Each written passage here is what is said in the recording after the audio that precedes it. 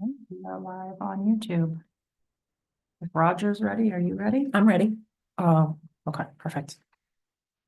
Roger, you ready? Yep. All right. Welcome to the Berlin Select Board. We have a joint meeting tonight with the FinCom and the Capital Planning Committee. Today is Monday, March 31st. Tomorrow is April 1st, so be very careful of the shenanigans. Call to order at 6 o'clock. We will be entering into executive session, but we will be back. The board will enter into executive session under Massachusetts General Laws, Chapter 30A, Section 21A, Exception 2, to conduct strategy sessions in preparation for negotiations with non-union personnel, fire chief and our police chief, and we will return to open session after to further conduct our regular business meeting. All right, Mr. Hawkins, can I get a vote? Hawkins, aye? Stone Eye, we will be back. Thank you How so about much. Second Yeah, thank first. you. Oh, I second and then I vote aye. Okay, okay, and I said aye. So we good? yeah. All right, thank you for your patience. We'll be back as quickly as we can.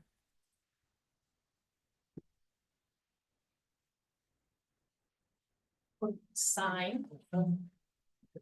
Sign, sign. Blocking up the scenery, something my mind. We're in rare form tonight. No, All no. right, I'll get.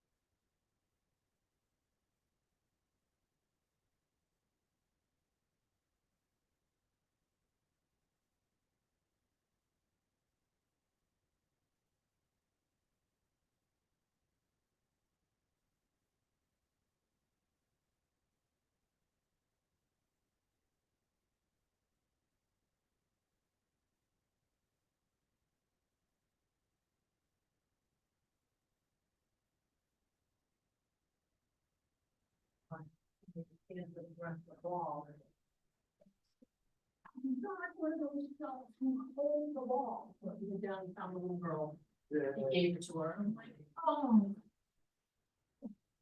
It's Well, nice. thank you. There are decent people still out there. There are some decent people out there, yes. Oh, where did Roger go? Was he back in there?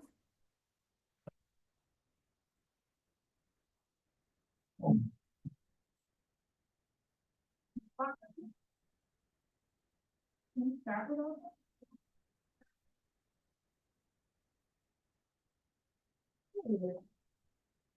Come on, Stalker, we're ready to roll.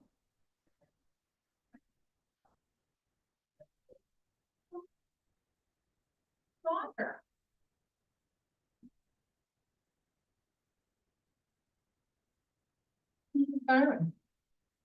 Is this Frank's? Oh, is it Frank's I was party? gonna say- I was gonna say, Frank just retired. There was someone else is retiring too? This is Frank's. What do they do with the agenda? Agenda is here. Stuff we talked about in executive session are here and here that can close. Close. Yeah. Why won't it close? Oh, get out early. Look, it also means he's out of here earlier too, which Do you have enough room? Right, I do, I think. I This is don't know just why I perfect. can't get this. tab Speak to of the close. devil. This tab closed. This tab closed. That's you, the This devil. tab closed. Very good. Oh, Thank you, I knew who the devil was. lifesaver. Oh, You need, do you They're not want to be forecasting seen tonight? 50, so I don't. No, I'm work this not weekend. usually seen when I I sit work over the here. It's weekend good. after. Yeah, I'm forecasting I think 50. so. That'll make it easier, I think, for people to see. Show off. Oh, my email. Did you see Janet's? It's okay, it's just budget cuts. Hey, Chief, Just the budget cuts. do you want me to push it right up Why? against the Because you wall put or out the is it good picture there? of the Can you Well, all see? I don't think this HDMI Because I cable think- reaches any, oh, it Well, should I think actually. it's underneath is it the stuck desk. under your desk? Asked if you needed more space. Oh, I was thinking that's as far as the line. Each the trophies. Susan, they run from everywhere and they follow her. Over the yard. She is our That's it? Piperette. Okay, I've got enough.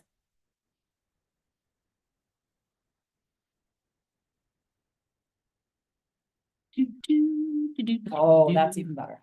Perfect, thank you. Do you need to see this or are you good? Um, Well, you'll be That's able to good. see up there That's too. perfect. See myself, what's going on here? Put expense formulas in. All right. Is this still going, Dee? ah, Let's start it again. Oh, no, it's still going. Okay. read this. No.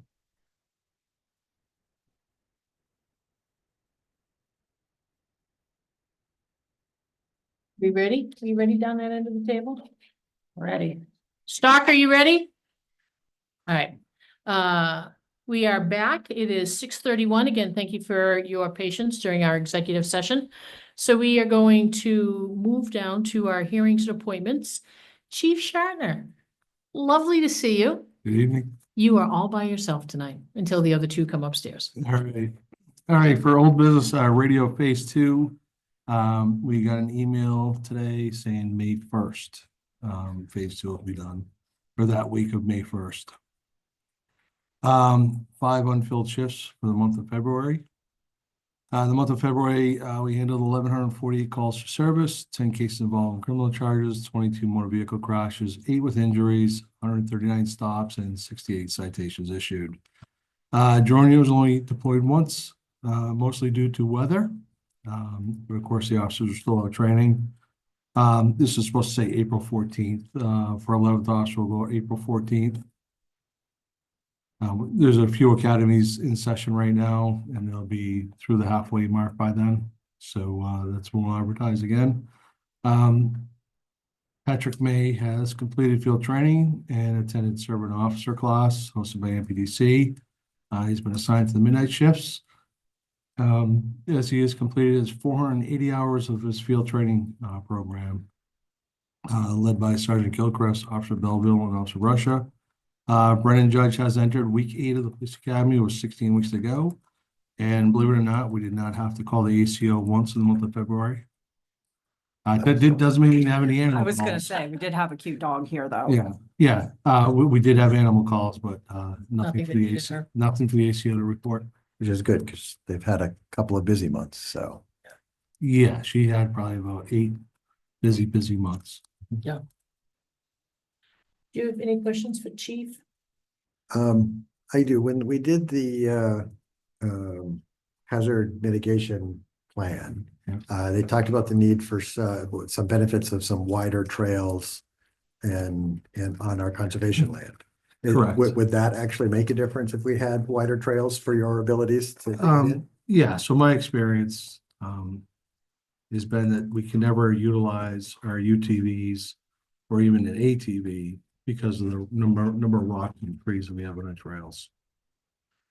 I've been out in the woods probably a dozen times in the last 30 years, and most of it's carrying people out for a half mile, 3/4 of a mile. That's back when we'd put a tone out, we'd get 25, 30 people. Mhm. Now that everybody's paid, we're like, if we have 6 or 7 on a seat, so. Yeah, I mean, I saw it at Mount Pisgah, we just said, if we just get to the middle, that's all we want, just get to the middle. We're not looking to blaze a trail through every aspect of every piece of conservation area, but it's just as long as if we could get to the middle, that'd be fantastic. And then if we had those trails, how do we then protect the woods then from people who are not police and fire who are using and tearing these up? Because at 40 Caves, don't we have problems with people damaging our town property and damaging the trails? Yeah, so with 40 vehicles? Caves on the north side of Lancaster Road, we can get in and out of there with the UTV, no problem. They do have a chain at the end. I don't get many calls on the north side where we can patrol with UTVs. I get most of the calls and complaints I get are areas that we can't get, and we have to be on foot for a half a mile or so. So obviously we're not parking a cruiser and walking a mile into the woods just to patrol. But our issues are areas that we cannot get to with a UTV. So that potentially then conservation could probably try to do things to sort of like, because I'm worried if we have more trails that ATVs can use, they will end up using them and doing the damage that's happening over at 40 Caves. And so I'm just trying to figure out how Yeah. we sort of both allow police and fire to be able to get to things, but also limit the amount of damage that's happening to town property. Yeah, exactly. And, in order for us to it's be like saying, hey, do radar on foot. Right. We can't stop speeding cars on foot. We have to, we have to be like-minded, we have to like vehicles in order to enforce laws.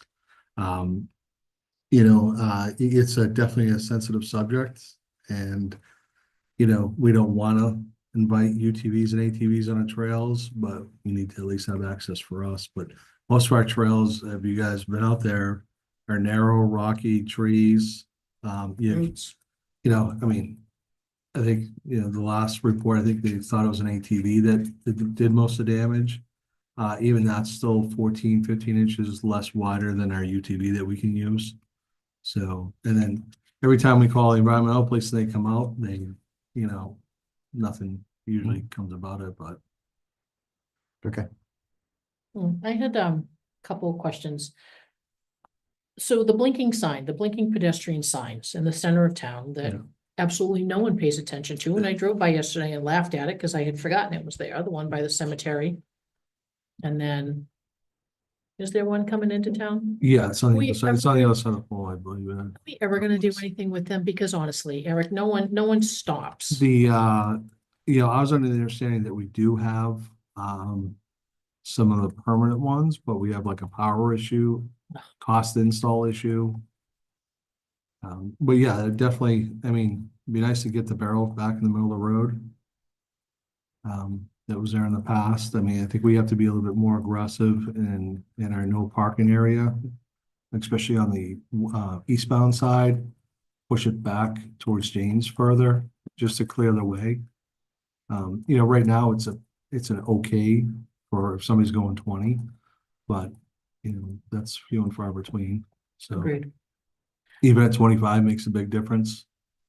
Mhm. So, but yeah, I think there's definitely areas we can improve in the center of town. All right, and the same thing with because the sign by the garden is gone that says, You're going too fast. or Yeah, something. it's not gone. It's actually in my office. The unfortunate part is that was like the perfect pole to put it on. Last thing I want to do is put on a pole intersection. I don't want people looking up at an intersection. You know, I'd rather have them looking straight forward. So that's been a dilemma for us as to Okay, where to replace that. And of course, if money allows at the end of the year, we can spend the $1,800 on the post that goes with it.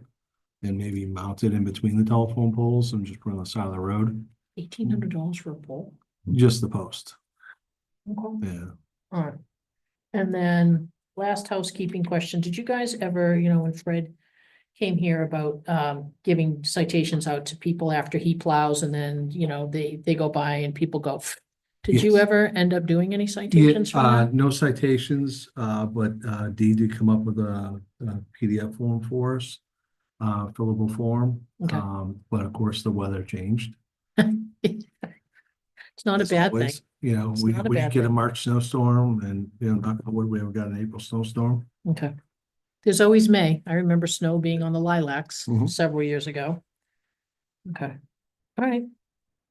I'm good. You good? I'm good. Okay. All right. Chief Shatner, Thank you. Perfect. lovely Thank to you. see you. to Enjoy see your you too. evening. Absolutely. Thank you. Better. All right, so which is quicker because it's 6:40, is it quicker to go with the Solomon Pond letter or to take one last perusal through town warrant and maybe divvy?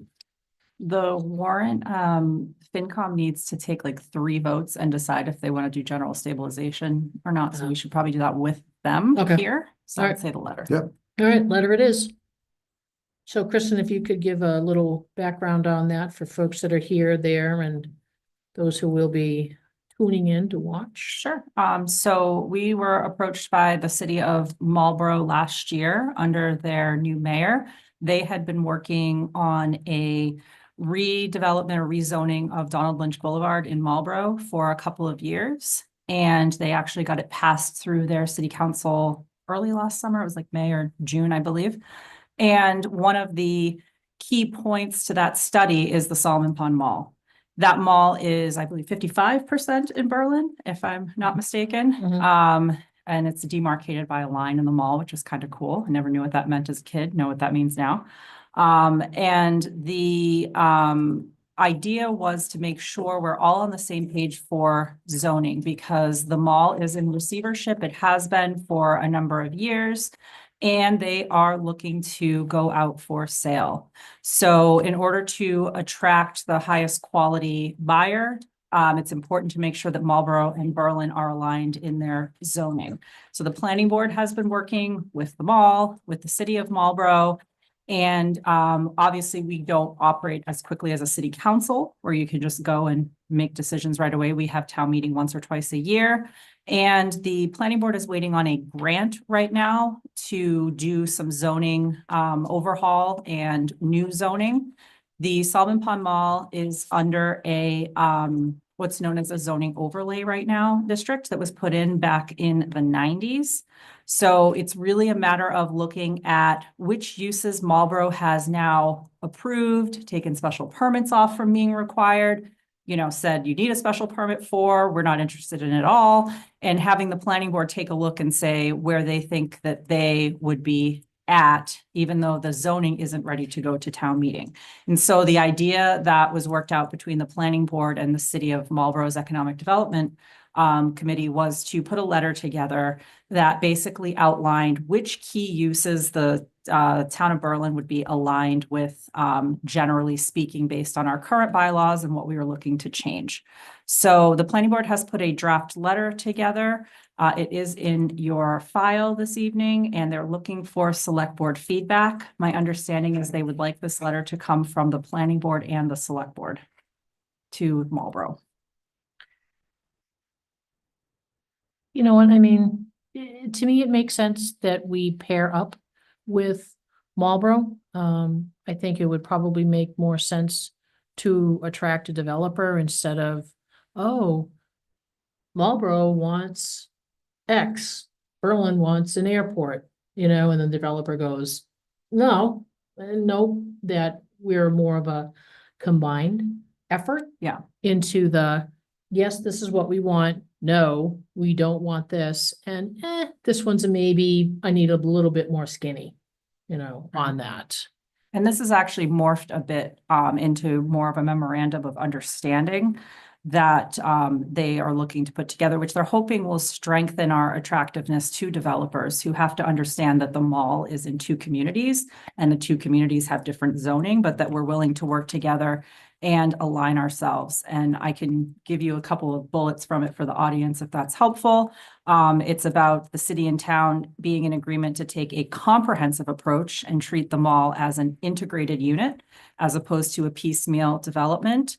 There are malls that are similar that are dying, and you can find them all around the state that have kind of been sold off for parts. We don't want that to happen to the Solomon Pond Mall. Basically we will work together to look at any development of the land and the facilities in a coordinated manner. And that we're basically open to looking at our zoning depending on the uses that come forward. So, while we are in the process of a general overhaul of the zoning, the planning board wants to, make folks aware that they're willing to work with Marlboro and work with the developer and try to figure out what the best zoning would be depending on, any uses that they're proposing that are different than what may be allowed now. They're also putting together, proposing to put together representatives to liaise between the city and the town to any proposed redevelopment, to discuss proposals for special permits early on, and to review and expedite any viable proposal for rezoning in the overlay district by calling a special town meeting in a timely fashion if need be, so that we don't miss out on that potential opportunity.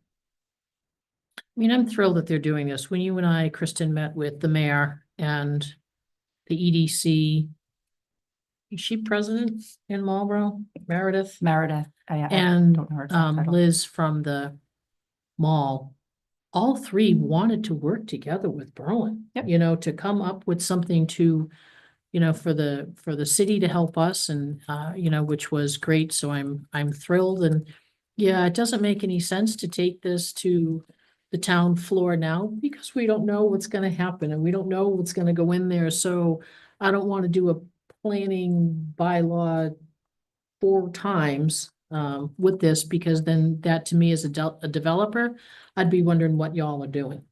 So I'm thrilled that our PB, our planning board, is working with Marlboro's PB.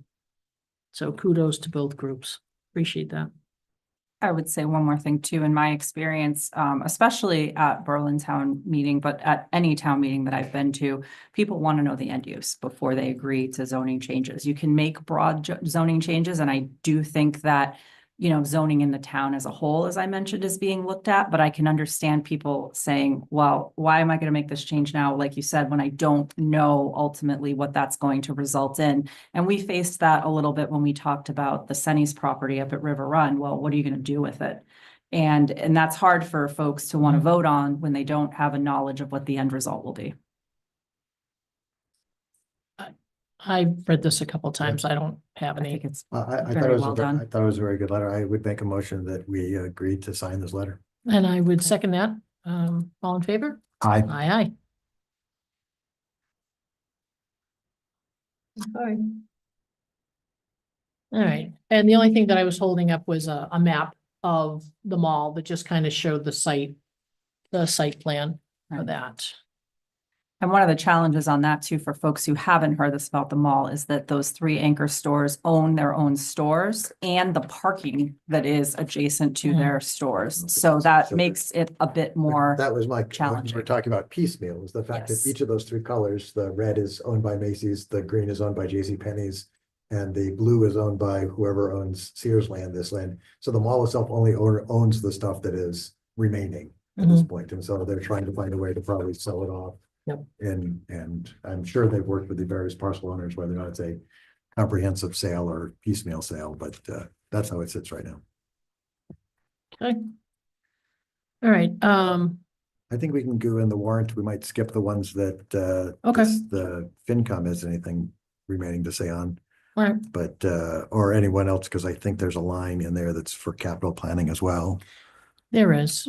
And they did take their votes, but there has been a question back from the school on changing the use of some of that funding to devices, so we can talk about that. Well, when they're again, to here. me is, we only give them a dollar amount. They Mhm. get to Sure. decide what projects. I think we've given the list as illustrative of the type of things, but we're just giving them a dollar amount. And so if they can do those other projects for less, they want to change one of those projects to something else because staff and student devices are more important. That is, I think, totally within the realm of they're able to do. Yeah, and I'm in complete agreement with that. I think for transparency purposes, the school just wanted to be very Yep. clear what they wanted to use those funds for. Yep. Plus it, wasn't specified in their presentation that they did on the 12th, Yep. so, or the, last week, sorry. And so the from 12th. that description standpoint, I have no problem adding another line because it doesn't change the total of the amount that that we would end up having on the warrant.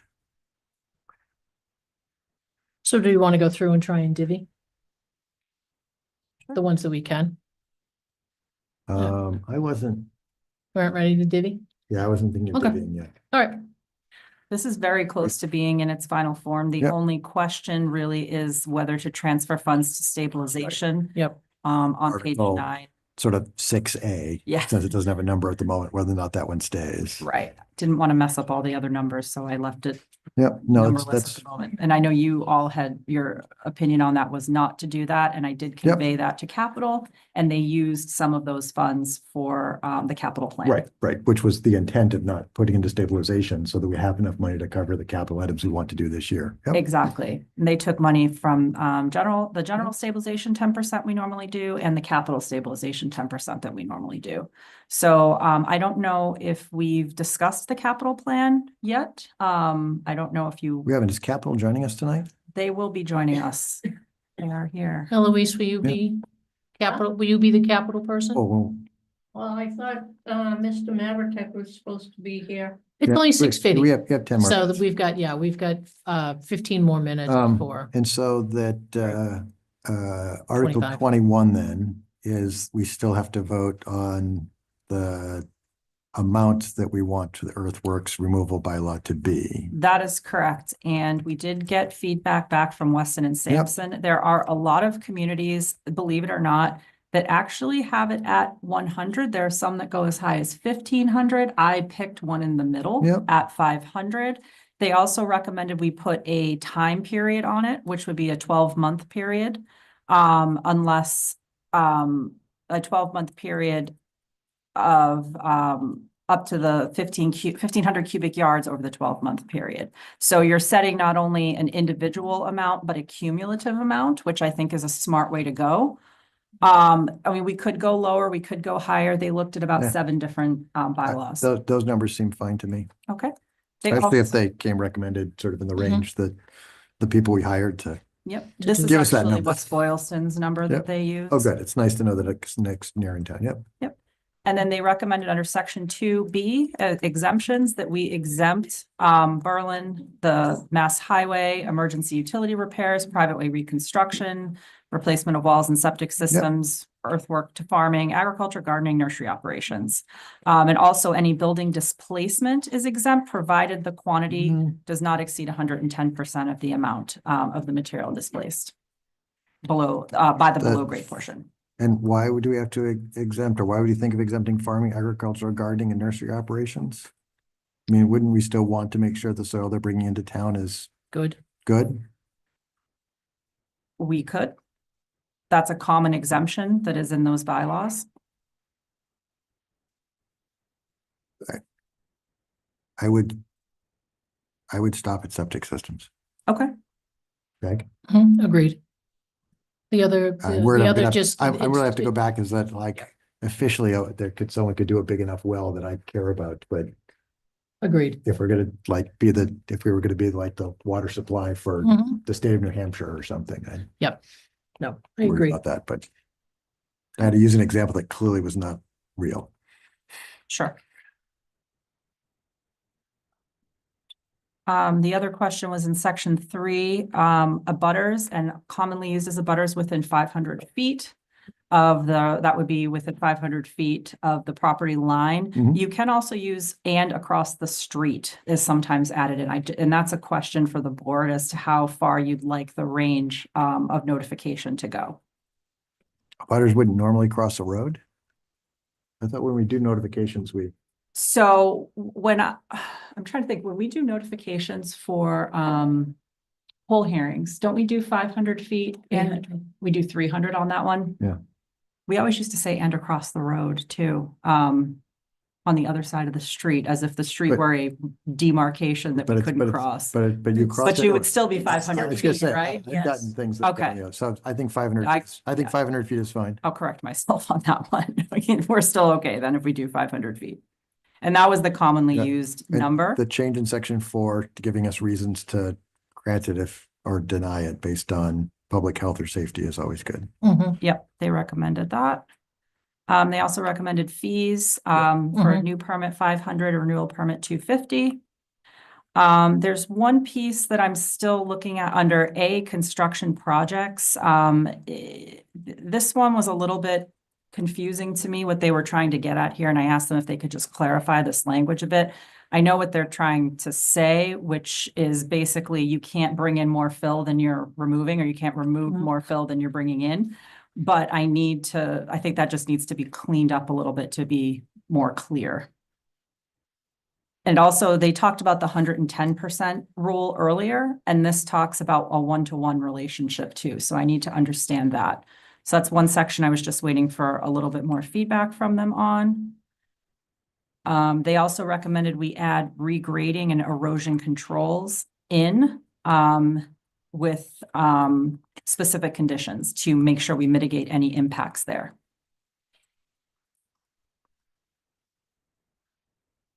And then, okay, And then now we are in the like-kind soil or soil importation. So again, we did abutters within 500 feet for notification. I put in the same amount for the fees. Yeah. And that's pretty much Yeah. it. So so except for section 3, section 3, section A, Yeah. 3A, that's how it's worded. I knew Mhm. it sounded weird. It all looks good then at this point. I believe, yeah, I'm And- comfortable with it. Council's reviewed it. Weston and Sampson's reviewed it and made And their so since this is changes. our last meeting before this goes out to the public, how do we resolve section A? That is a very good question. So what I would recommend is just clarifying the language to make it fit within that one-to-one, versus the 110% that they were talking about above. I'm just trying to see if he had gotten back to me on that. If you can give me 1 second. You know, almost feeling that we're gonna have to sort of vote on section A as it is. And then have the risk that we're gonna have to go to town meeting and ask for a motion on the floor to amend section A. Yeah, no, I agree. I don't want to hold this up. It does need to get out to the public. They do need a chance to review it prior to town meeting. Well, you're hoping to have it to the printer by Thursday. Yeah, Yes, I am. yeah, I would let it roll and then we will. Here we go. I did get a response back from him. He's recommending we amend it to be gross floor area. So the change would be there shall be a one-to-one relationship between the square feet of a building gross floor area of the project and the cubic feet of such fill. So he's saying if the fill is required to support or enable the construction or reconstruction of several buildings with a combined gross floor area of 20,000, a maximum of 20,000 cubic feet of fill may be imported. Would that change to section 3A? I would move that we support and that we approve the wording for the earthworks removal bylaw change as the town warrant. Long time in coming. I will second that. All right, all those in favor? Aye. Aye, aye.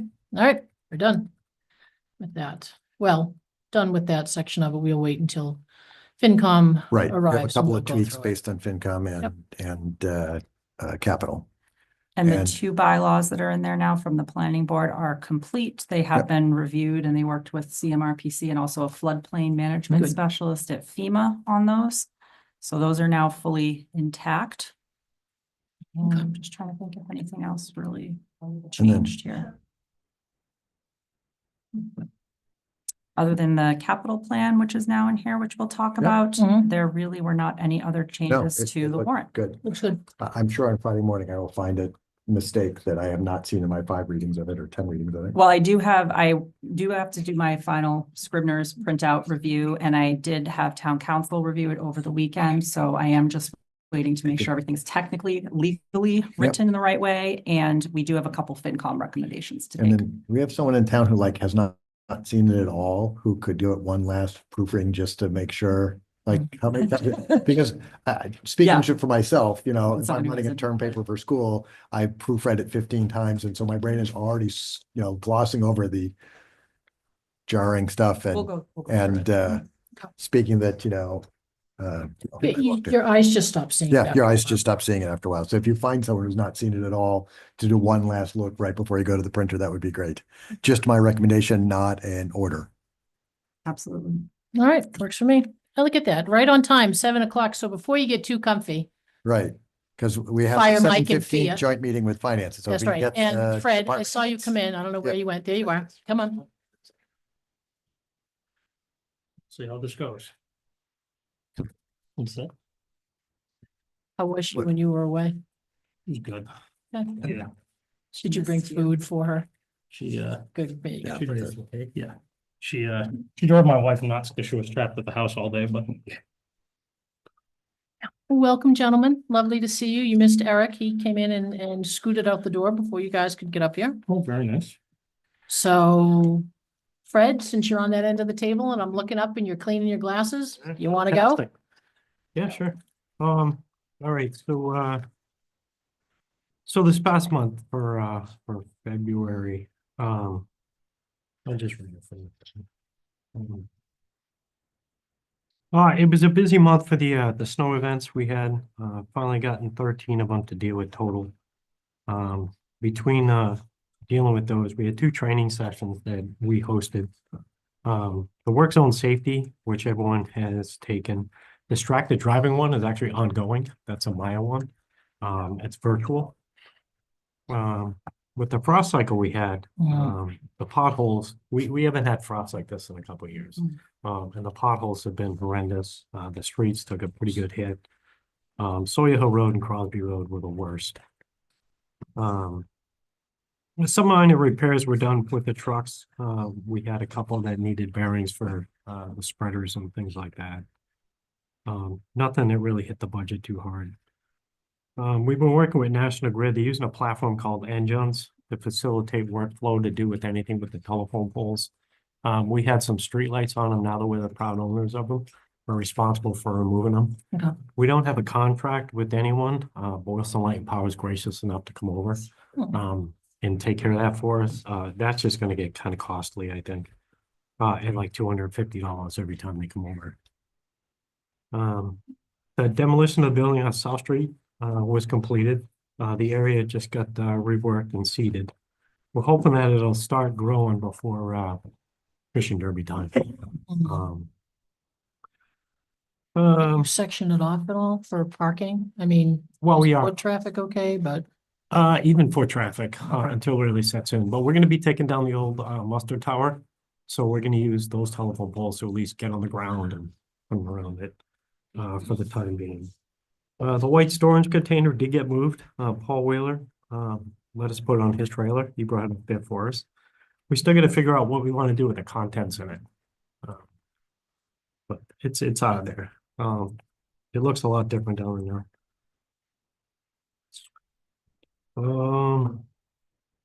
That's just about it. The South Street Bridge update, as far as I know, the plan is in final approval with MassDOT. So hopefully we'll hear back from them. The Phase 2 construction grant was applied for.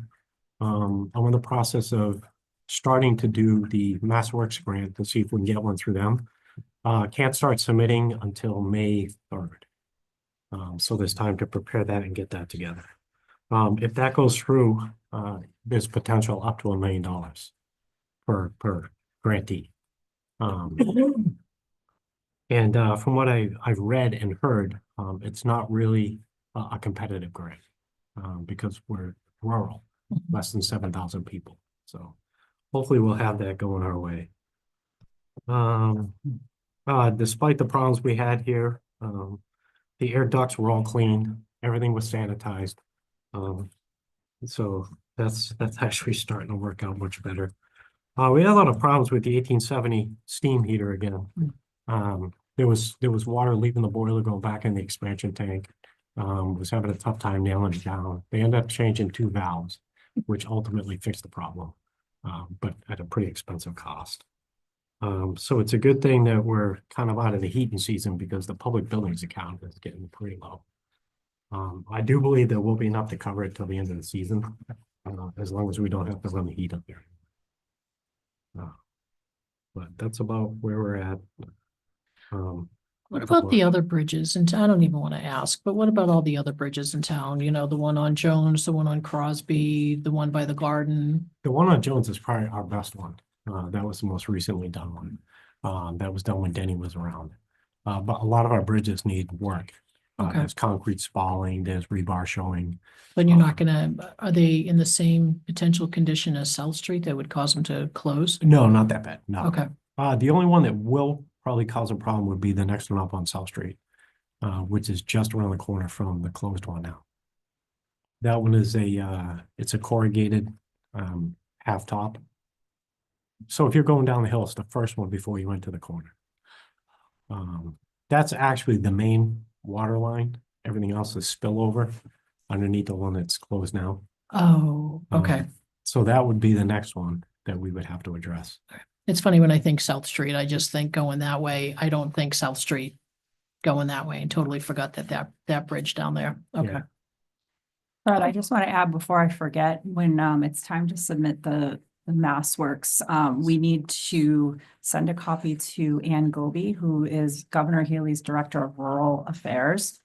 She meets with all of the rural communities every Wednesday, and she actually said anytime we're submitting a grant app, we should put it on her radar so she can advocate for the small communities. Okay. So we'll get her a copy and see what we can do. And actually, one of the webinars I attended today, I can do the draft, I can put it all together, but I think you have to submit it. Okay, or the Uh, board might have to take a vote if it's 500,000.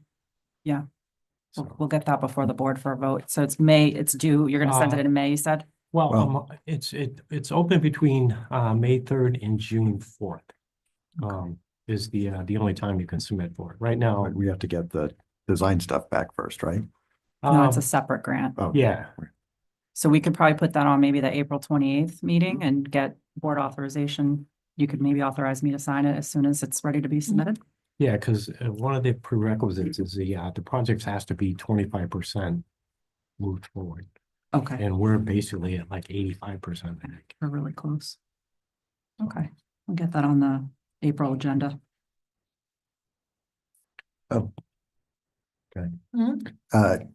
How many streetlights do we have in town? I would have to look at the list, Okay. but I bet you there's Less than 10. between, oh no, there's way more than 10. Where? All over. Okay, I'll get to the list tomorrow of all the ones that were swapped over when the town took ownership. okay. Because some of it is just that one of the budget items, of course, is the electricity for the streetlights and at some point questioning their need and usefulness Yeah. and whether or not we can reduce some of them, especially if every time a pole has to change, we also have to pay to have them taken down. Maybe some of those we take down, we just don't put back. Yeah. The only time that we'll make out is if there's a car accident with one on the pole, Mhm. because Bartlett Consolidated will put that in with their crash report. Mhm. And they come out, they do it, they charge the insurance company. Yep. But when I saw that, I was actually kind of like bummed, because when we do that always stop at Marlboro, Chapin and River Road, Mhm. I was hoping to put a street light out Oh, yeah. for the intersection. Yeah. Um, I think just because I want to evaluate how many we have and where that doesn't mean we can't put any up. I'm just whether or not some of them can come down and both save the maintenance, replacements and electricity associated with it. I'll get the list that they Yep. used and send Okay. it Yeah, out. no hurry. Just I appreciate that. Welcome. Anything else? Hmm. All right, Mr. Frederick, you are done. You have to stay Thank you. though. Just in case, well, in case we have to ask a Oh, question for Fire okay. Mike and, he needs your help. That's right. I'm gonna have to defer to you. All right, so the fire report for the month of February, we saw about 65 responses for the month. And we had about 57 inspection activities. It's up from last year. This is normally our slow time of the year, which has not been the case so far for 2025. For February, our call volume showed a substantial increase over last year. The department responded to 65 calls for service, which was a rise of about 40% from the 46 calls that we recorded in February of 2024. The surge in activity is also evident in the year-to-date statistics. Through the point when I wrote this in 2025, we responded to 220 calls compared to 158 in 2024.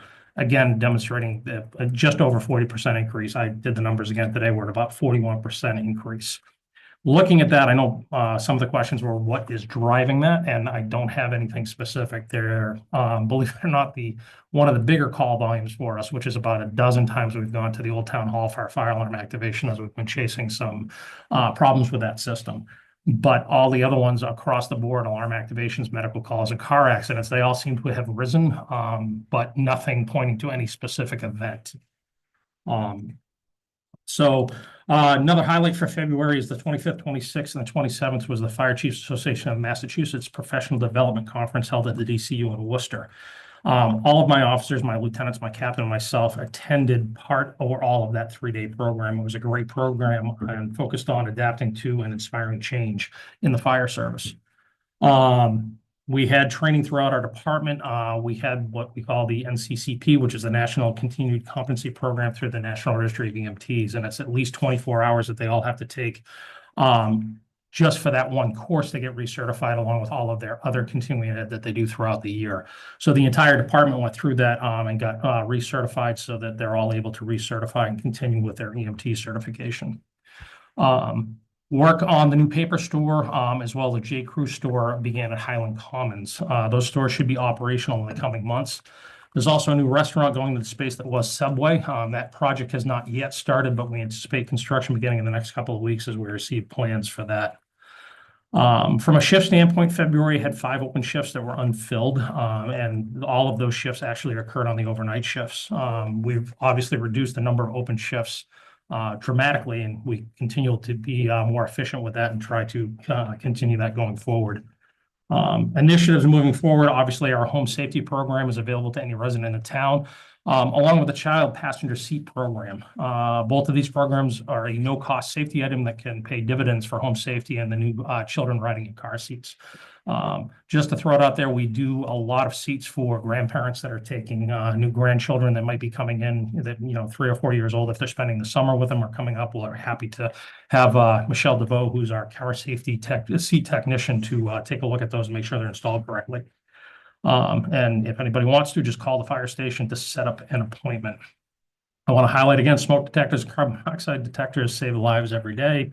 I'm going to highlight the fire we had last week where the smoke detectors alerted the residents, and by shutting the door and having duty personnel that were there within 5 minutes of the 911 call, we were able to save the house. So that was a fantastic example of everything working the way it should.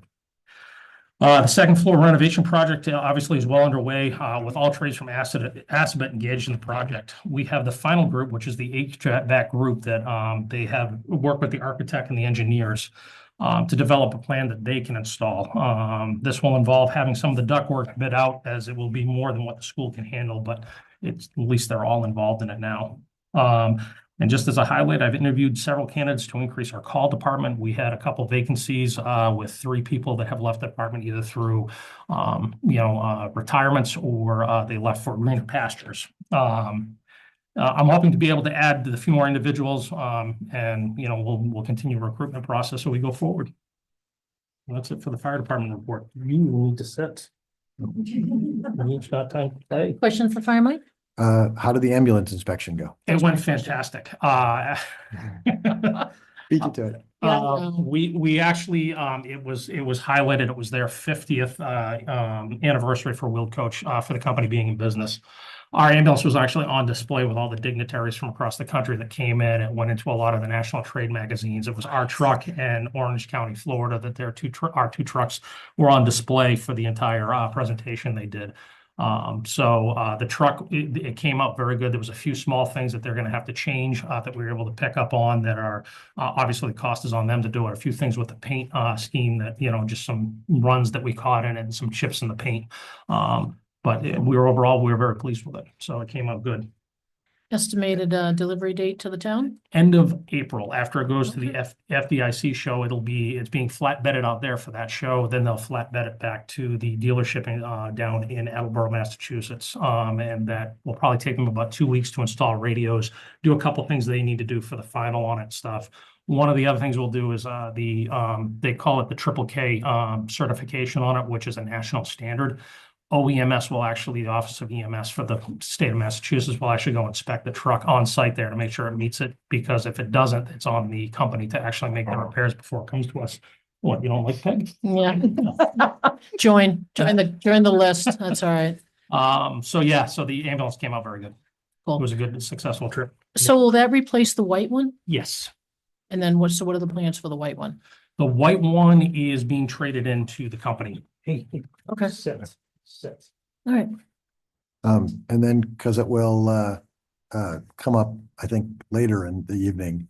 If we ordered a new ambulance now, what's the sort of lead time before we'd actually get it here? Depending on which company we go with, it's again 2 to 3 years before the ambulance will be coming in. There are other ones that, like I believe Northborough was looking at a 4 to 5 year lead time for their ambulance. Yep. They're using a company that it's a much higher cost the way the ambulance is built and stuff. It won't be one that we use, but we're looking at a considerable time still of that 2 to 3 years compared to where it used to be about a year to get the truck. What about the other trucks? Like, God, I'm not even gonna say that we need but if we need a, A ladder truck. yeah, A ladder truck, you're looking at a 4 year. There are some ways to get around that with some of the demo trucks that they sometimes build and stuff, but we still have a considerable lag time on that with the materials and stuff. And the other one that we're all trying to figure out is with the tariffs on aluminum and steel. That's a big consideration, as a lot of the ambulances are made out of aluminum. So if waiting as the next year comes around, that could be a bill that we see increase as well. Same thing with the fire apparatuses. They're trying to figure out what this is going to mean for them and where they get their steel and their aluminum from. all right. That's all I have. That's all I have. We know that, Yeah. Yeah. She's ready for bed. she's Good. ready for bed. Thank you, gentlemen. Thank you. Appreciate you. you being here. I think because the next item is time certain, we get a break. Oh, yeah, so it is, No. well, no, it's 7:15. Don't go by that clock. Don't go by that clock? Don't I've go been- by that I've been clock. going by that clock. Don't go by that clock. It's It is, 7:16. yes, it is 7:16. I fixed that clock last time I was I here. was gonna too. say. All right, thank you, gentlemen. Finance, Might if you be want to come down to the front table. And I don't know if anyone is here from capital planning. Come on down, we'll let you get settled and we'll get you to open up your meeting. And then I've got a, I'll promote it. You gotta find them in a list. There's 25 people online so participating. stick your hand up. Do I need to? I'll find them. There's Cliff. Mary and Cliff. Cliff is raised his hand, yeah. Cliff has his There he hand is. up. Thank you, Cliff.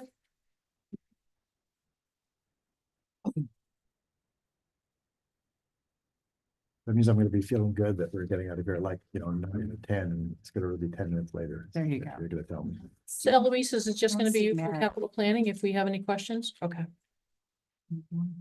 Mary, I don't see you. If you are online, can you raise your hand, please? We'll see. Okay, I'll keep an eye We'll out. keep an eye on her. All right, so Scott, if you want to call FinCom to order. Call to order for Berlin Finance Committee. All right. Before we get started, I would like to read you the policy on public comments that public comment is limited to town of Berlin residents, businesses located. Excuse me, I think we've already had our public comment period earlier in the meeting. No, I skipped it purposely. I know. But public comment is limited to the town of Berlin residents, businesses located within the town, town employees, school committee members from Tohoto Regional and Assabet, You will have 3 minutes to speak. I will keep track of your time and I will cut you off if you go over the 3 minutes as we start to do this. So I will open it up to any general comments and questions. You will be required to come down to the front, identify who you are and where you live, And sign the and sign the public sheet. comment sheet. Don't sign it, print legibly, please. There are no comments? I'm bringing Mary forward. So if you just want Yeah, to I'm hang just out into like this. over there and then we'll call you up. So wait a minute, let me get my clock ready. We'll let you sign in.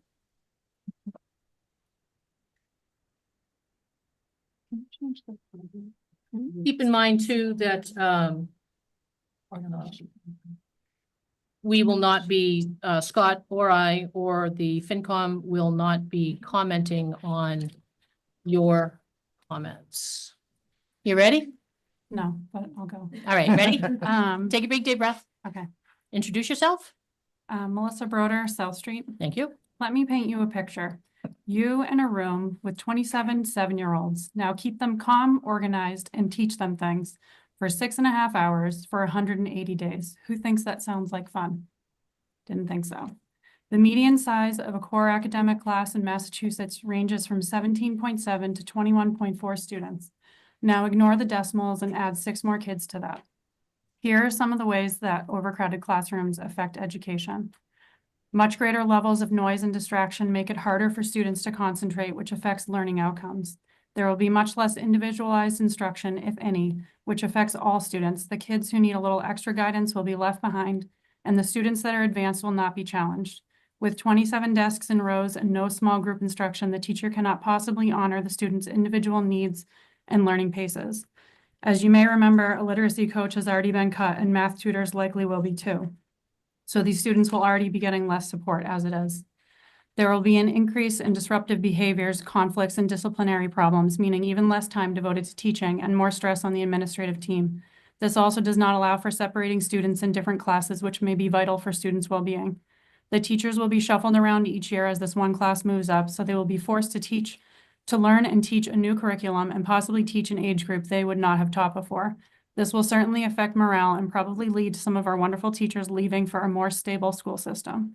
Grades and test scores will absolutely be affected as well, including MCAS as they move up to 3rd through 5th.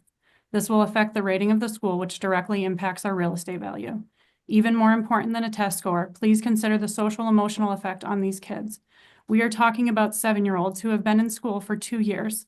This is the foundation of their education. A smaller class size and closer relationship with their teacher fosters a sense of trust and belonging.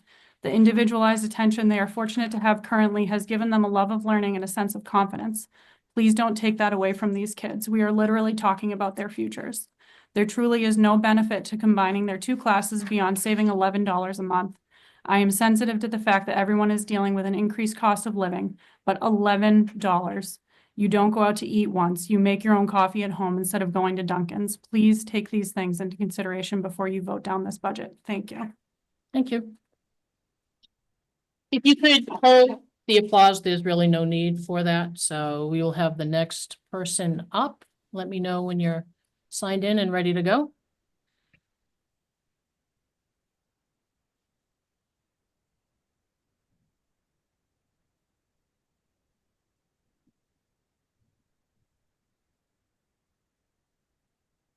You ready? No, same sir. No.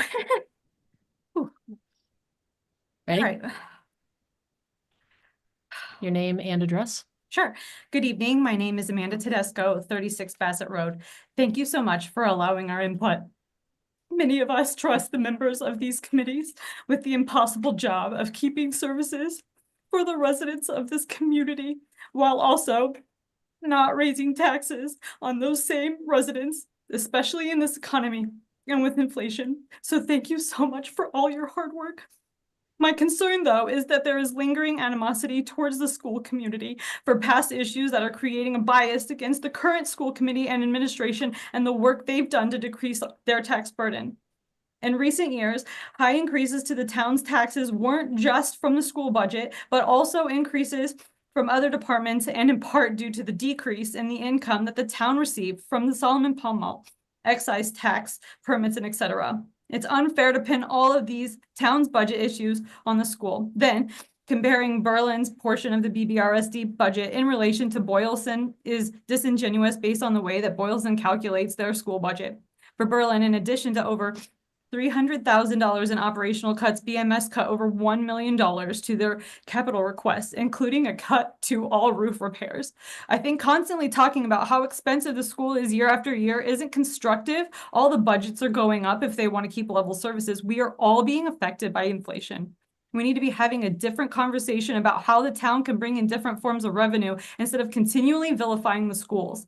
I agree that the town committees have worked diligently to make cuts to the town budget to keep taxes low, and I agree the cuts are too much and a loss in service to our residents, but the cuts made to the schools are also losses for our youngest residents. This year, the town voted to increase the amount given to the town library in order to make sure that they had adequate staffing during their open hours, while the school is completely cutting its library staff and cutting a literacy coach, health teacher, and several paraprofessionals. These cuts will increase the workload on remaining staff while also lowering the services to the students. As the town administrator mentioned in a past meeting, if you make cuts to things, it's really hard to bring them back. To make the cuts necessary to reach the most recent finance committee recommendation, BBRSD would need to also cut band in both the elementary and high school. This program achieves 100% voluntary participation in the elementary school. These kids want and benefit from this program, in addition to combining 2 classes, firing a classroom teacher, math and literacy tutors, and other people who share the burden with our teachers of students with different abilities in one classroom, especially in the case of this new larger class. These cuts are unsustainable and not even recommended by our town administrator. Thank you. Thank you.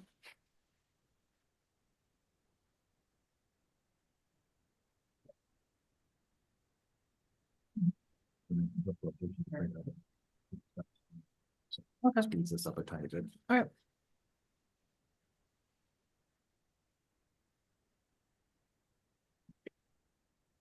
Thank you, Kristen.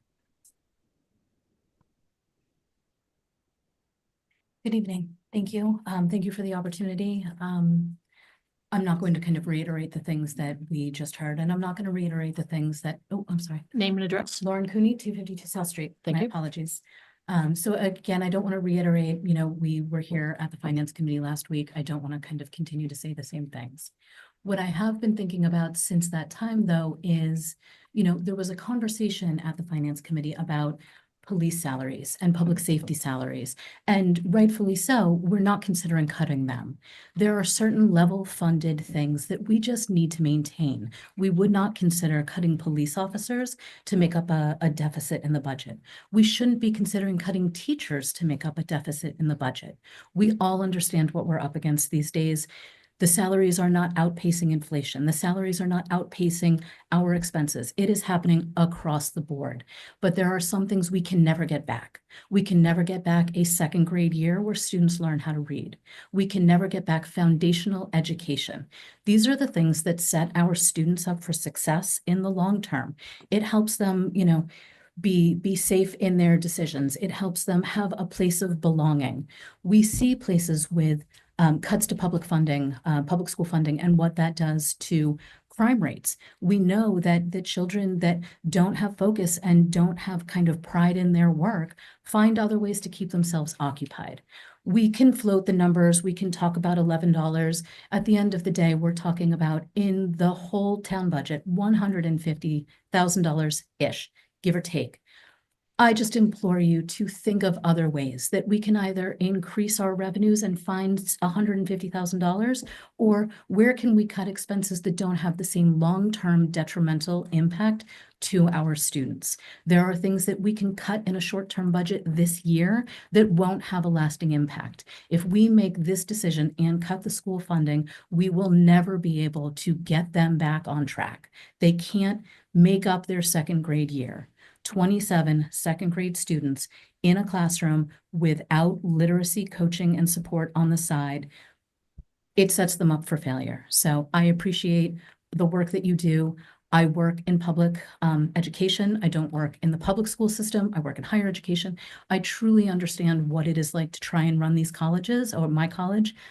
What I can say, though, is the salaries are are set by the unions. There is no control. The dollars have to go. To think that we will cut staffing because we can't control the salary dollars, I have to ask that we look for other ways. We're not looking at large dollars. So, thank you.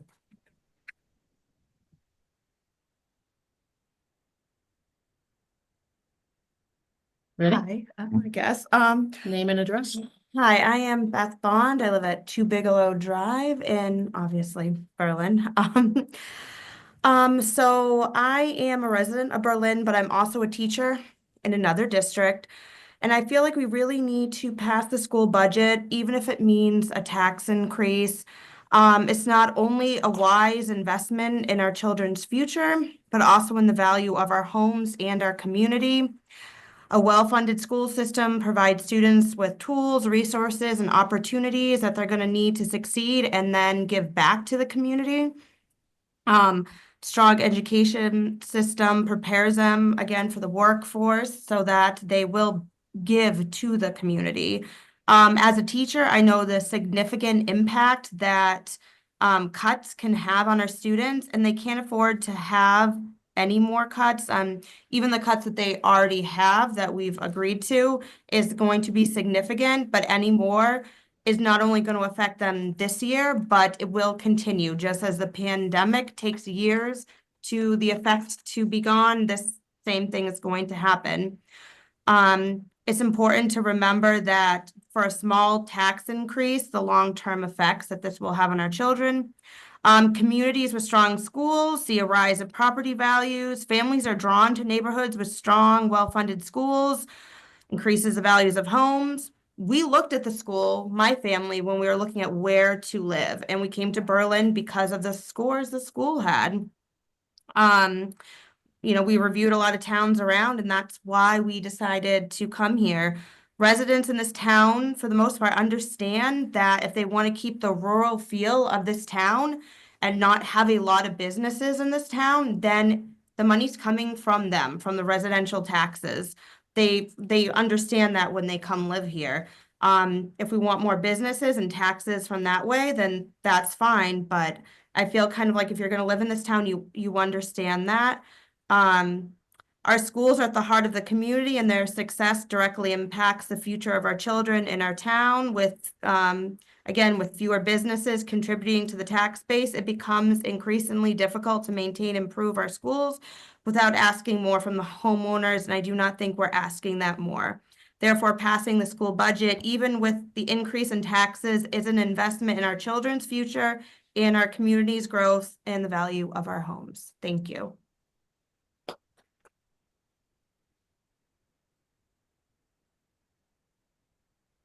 Hello. Ready? Yes. Tanya Glumac, 7 Captiva Road. I wanted to start by reading the items that will already be cut from next year in the school district that have already been agreed to.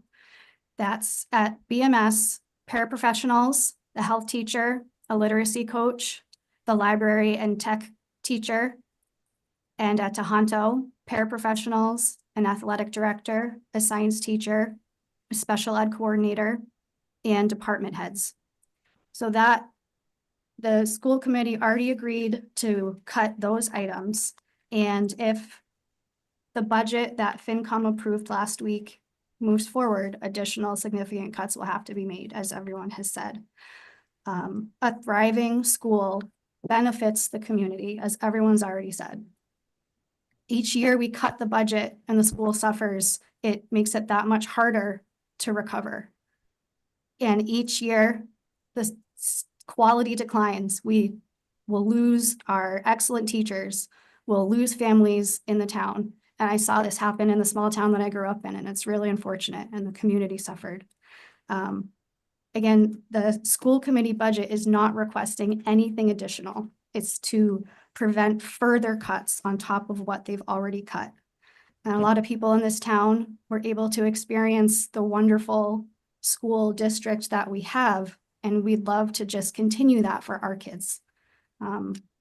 Maintain the high quality schools that we can all be proud of in Berlin and that draw a lot of families here. So thank you. Hi, everyone. I'm Julie Lee, 180 South Street. I'm up here tonight to ask the leadership of this town for help. We cannot continue to lean solely on residential tax to fund the needs of this town. We have grown, our needs are greater. As we know, a very large percentage of the town budget is the schools. This is not unique to Berlin. As we know, this exists everywhere. We cannot be content with defunding our schools to prevent a tax increase. We cannot year over year entertain cutting a Berlin Memorial School teacher so 2 classes become a very overcrowded 1 class of 27 8-year-olds. Teachers cannot successfully teach in a class this size. The kids at the bottom will never be given the chance to rise up. They will never be afforded the same opportunity they deserve because they will get lost in the shuffle, despite the very best teachers we have hard at work. This cannot be argued. Research shows the success rate of small class sizes. This cannot be refuted. We cannot year over year cut our elementary library teacher while supporting our town librarian. Both are equally important. How does one weigh greater than the other? We cannot year over year cut a science teacher at our high school when kids wishing to further their studies in science-related fields aren't able to take an AP physics class senior year because we don't have the staff to teach that course. This will undoubtedly alter their chances at acceptance into certain colleges. We cannot year over year entertain the notion of removing band from our elementary schools and music from our high school. We should be outraged at the thought. I would like to remind everyone that without band at the elementary schools, these kids also lose the Veterans Day performance and Memorial Day performance, both extremely important performances. I would like to point out that without 2 music teachers at Tohoto for grades 6 to 12, the kids lose music classes at Tohoto, which translates to losing drama. There will be no musicals, nor will there be any plays, and there will be limited music classes. That's a big ask. The additional asks from the town to the schools simply cannot be met. It is already a below-level funded budget, as we just heard from Tanya. The school tried to show what are the only areas that could squeak by without-ish, but make no mistake about it, there is a vast difference between disrupting a school and crippling a school. Additional cuts at the elementary school and the middle high school will completely cripple these educational institutions. So I sit here before you tonight not to ask you to reconsider or consider anything about the FinCom approved budget. I think that ship has sailed. The only place this can go, I think, is to town floor and where we ask the people to support the schools. I, for one, will be voting in support of the schools this year, next year, and every year thereafter because kids need to learn and they need the support to do that. I sit here before you as the educational leadership in this town to implore you to begin now And I the need to cut you, conversation and Julie. planning for Julie, non-residential I need to growth. cut you. Otherwise, 3 minutes all past. residents will lose Yes, hope. please adhere to Thank the you. policy. Thank you.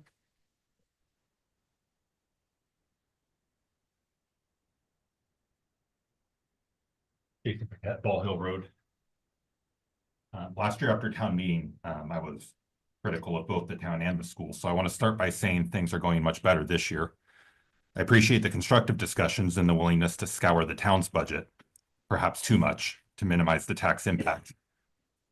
While there is still cleanup to do, the new district administration has demonstrated more command of their finances than we saw last year and more transparency. We're still missing some details while they clean things up, but I believe we've seen enough to give them some benefit of the doubt this year while they build towards an even better picture of the finances next year. It seems like they're on the right track. Taxes have increased rapidly the last couple of years, which stings. However, according to DOR data comparing 13 nearby towns, Berlin's income has been average, but taxes as a percent of income were near the bottom of the cohort and rose to average. If taxes were jumping to well above average, I'd have something different to say, but our taxes as a percent of our income are now average.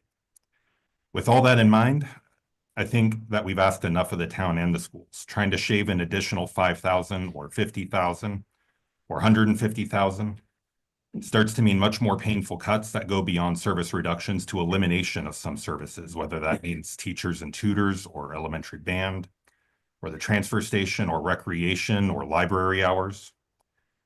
These eliminations would bring only marginal savings benefit to the taxpayer in return. Personally, I'll take the incremental $10 or $15 a month in taxes to retain those.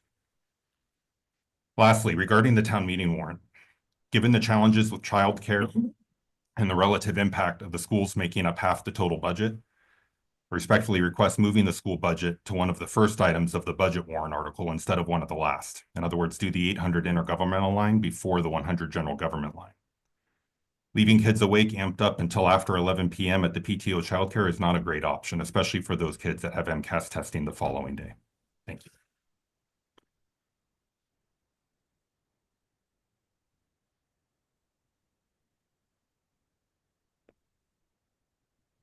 Hi, Jared Cohen, Gates Pond Road. I won't make the motion.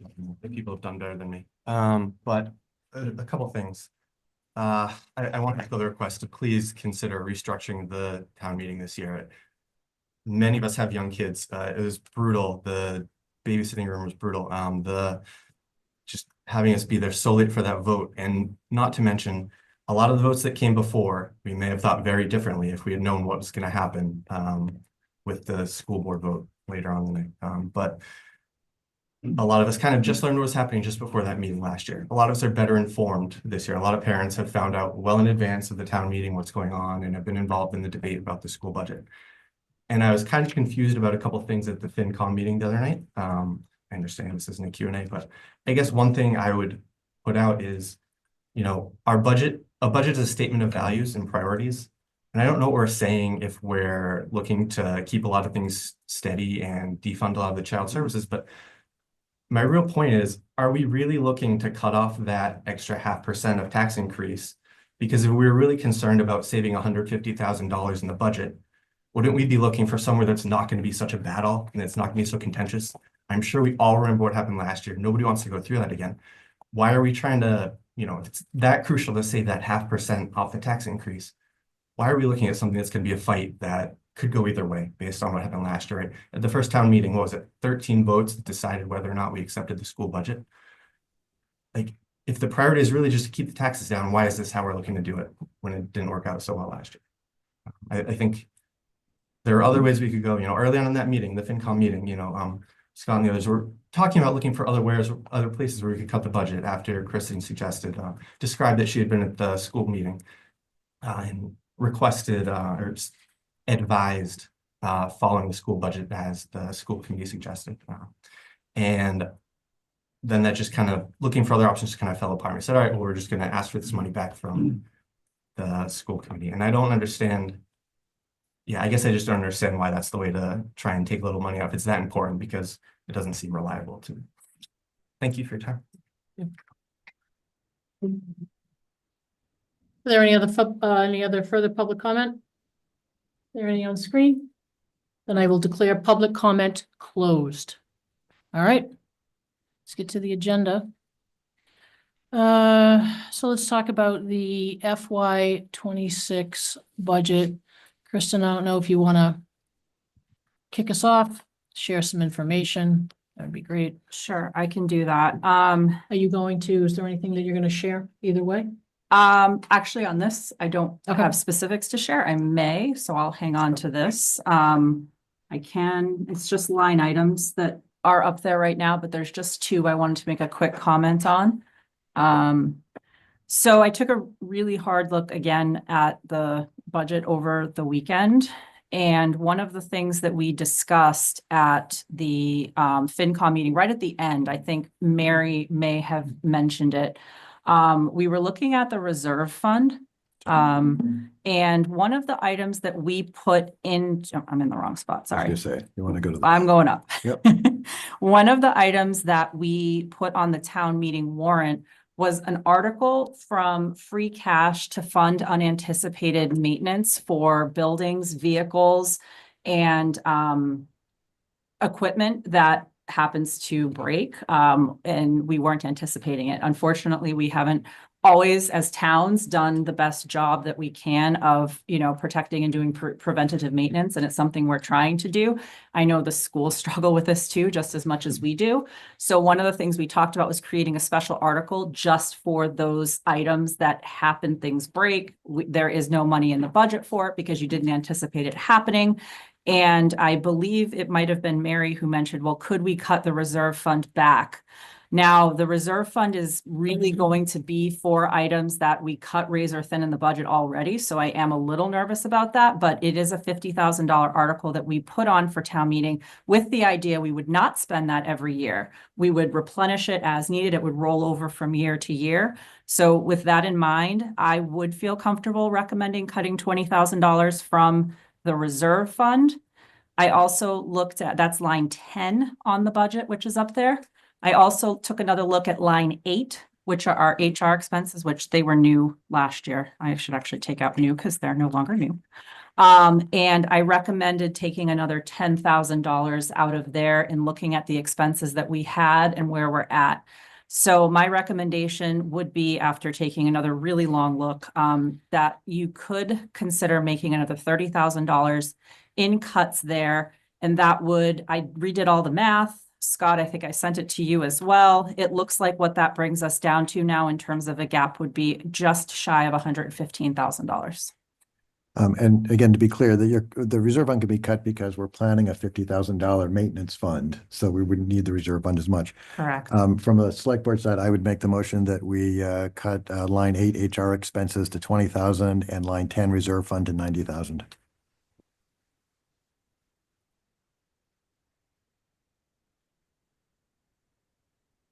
Say, Kristen, it's Mary. Are you working on the budget that's in the Google Drive? Yes. So if I'm looking at the tab fiscal 26 expenditures, the March 29 budget, are the cuts you're recommending already in, or would they be taken from what's showing? They were already in, and the only reason they're in is because I was trying to figure out what the overall impact would Sure. be. And I had to keep switching between line items to do that. So Okay, the recommended ones would be in there, thank which you. would give you that total. I put our little levy calculator on its own sheet now, and that gives you the 115. So those cuts are already anticipated in there. Okay. All right, going Yeah. back to Scott's motion, I will second it. Any questions from FinCom? Any questions, Mary, Cliff? Just to confirm the motion, it's 20,000 out of the reserve fund and 10,000 from which line?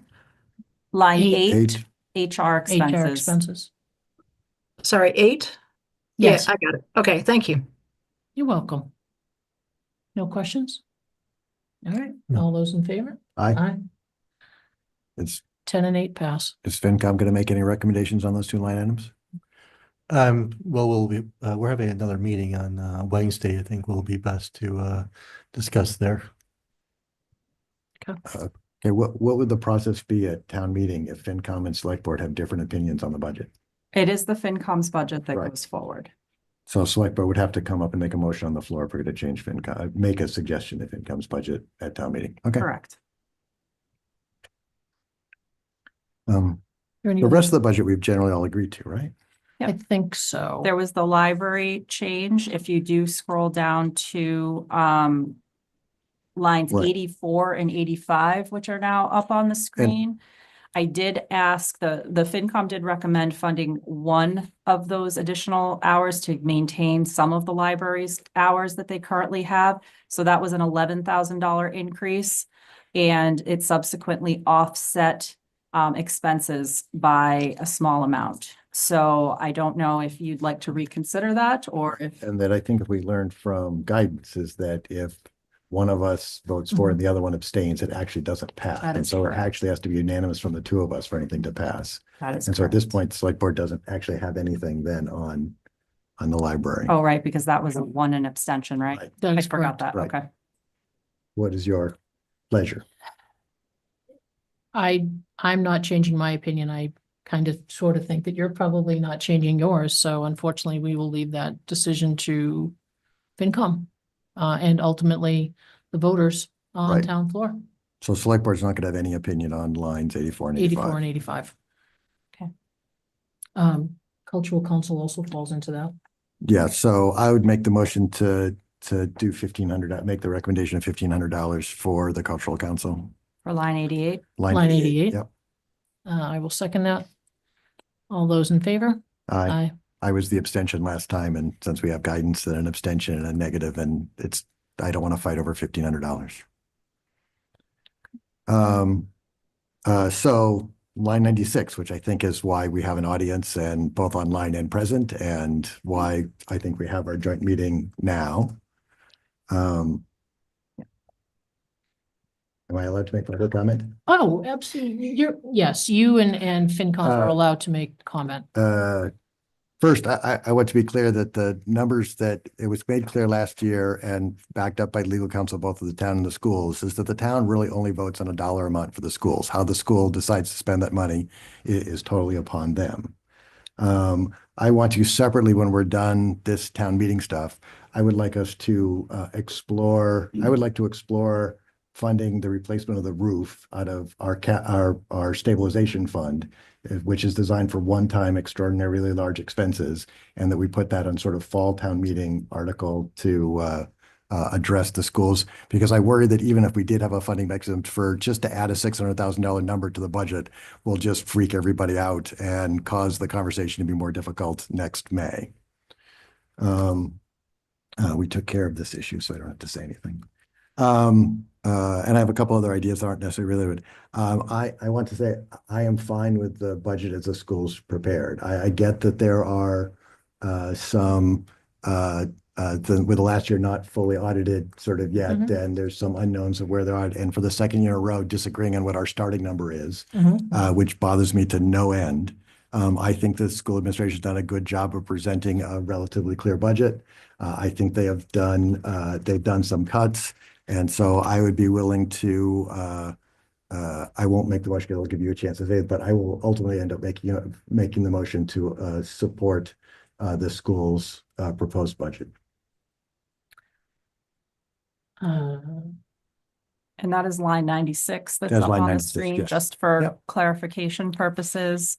As it currently stands, and I did go over the numbers with the administration, that would be a total roll-up number of $9,235,575, including capital, debt, and assessment.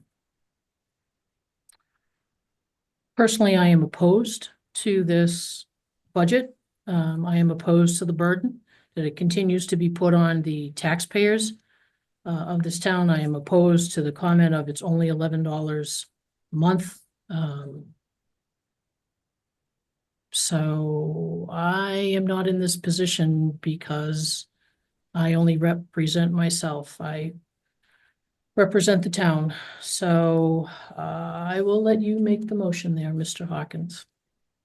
I will move that we support the school budget of $9,235,575 as our assessment for Berlin-Boylston Regional Assessment.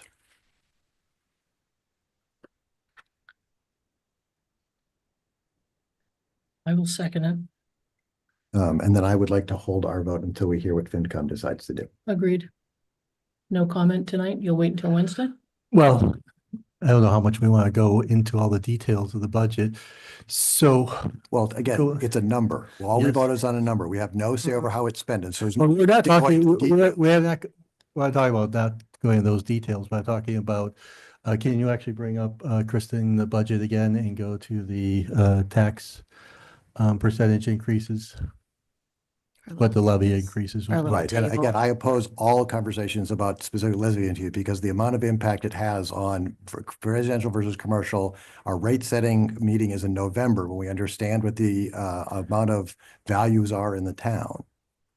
And so I like starting to keep our conversation to what is the budget numbers, but Well, it's still, the budget numbers, that is still gonna affect the the levy percentages are known on those things. So yes, you don't, it's difficult to break it down to individual homes, but I'm talking about just what the levy overall increase will be. So can we bring that up to the spreadsheet? It's up. Yep, it's up. Well, excuse me, Scott and Scott, while we're doing that, I just pulled up the school committee vote on the 27th. Is that 9,200,000 number? What did the committee vote? I thought the vote was 9,158,000 and so on. I just want to get that straight. What was There the has- vote? Yes, and Mary, and I apologize for not explaining that clearly. There has been a question about the capital item because the capital planning committee did vote the $323,002. And there was a question as to whether the balance could be used for Chromebooks. So what was, or devices, sorry, what was voted on, what was voted at last week, was it the 22nd? Sorry, I got the dates wrong perhaps, was the 237,000 for BMS capital. And Understood. the 8,910 for this. So that number would include the full amount that capital recommended.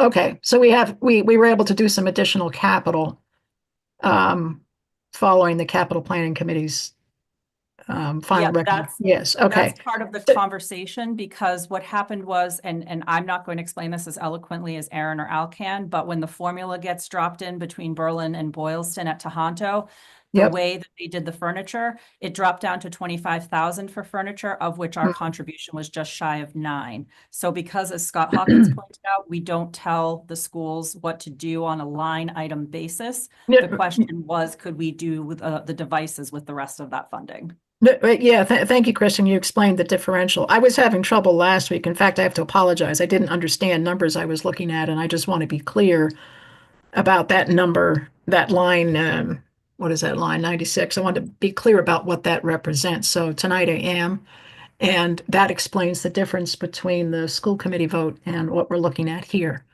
It's in the And capital, I right? just highlighted it. It's the Tohoto capital assessment number. Got it. All right. Thank you very much. Thank you, Mary, for asking. I meant to explain that. I apologize. Well, yeah, there's a lot going on, a lot of moving parts here. A little bit. So Scott, that's Scott. You have to do Scott 1 and Scott 2. You can be Scott 2. Back to the discussion that you had started on the. Yes, on the levy. There you go. Yeah, so can you calculate in the, basically, where's the gap? I know Right it's- here, the remaining so funds down at the Gap is bottom. 114,644. Yep. Using the 4%. Yep. So where would we sit at closing that gap? So an additional 0.5 increase in the levy is 75,583. Correct. So we need, if I bring a calculator. And then the Berlin Boylston Regional School District increase of 651,763 includes some increase in capital, which is covered by free cash. Correct. So I subsequently offset that on the revenue sheet. And so the $804,000 in new revenue at 4% includes that for free cash. So the No, spreadsheet you're showing, sorry, it's not showing on the screen anymore. The levy calculator says operating new revenue using 4% new growth says $804,000 worth of new growth. And I want to make sure that includes the free cash that we are going to be using for Berlin Boylston Regional School District capital. so that's not considered new revenue. The new Right. revenue is the 200,000 in new growth plus the 3.5% or 4.5 or however many. Right. And so if we're doing some free cash, then we don't have a deficit. Yes, we do, because that's already factored in. If you go to the revenue sheet, it's Okay. offset on the revenue sheet by 323,000 over I thought that was the question asked. Line 2 on the levy calculator that says new revenue is 804,000. Does that or does not include the free cash that we're going to be using for the capital? No, it does not. And so then where, if we go down, because if it says new funds of 804,000, lines 21 through 25, says the new funds are 804,000, the town increases 103, the Assabet increases 164, the Berlin Boylston Regional School District is 651. But if I go back Right. to the other cash, is that 651, I want to make sure the free cash is in, and I don't necessarily see it. They have some Because it 300 doesn't hit the levy, it wasn't included in this calculation. Because it's a wash, because it's, Well, But I'm line confused here 24 too, does but- include the capital items. no, it's operating and debt increase only. Line 24 where it says BBRSD op and debt, that's, Not sure. it should not include the capital items. I added in the 2 operating increases plus the debt increase.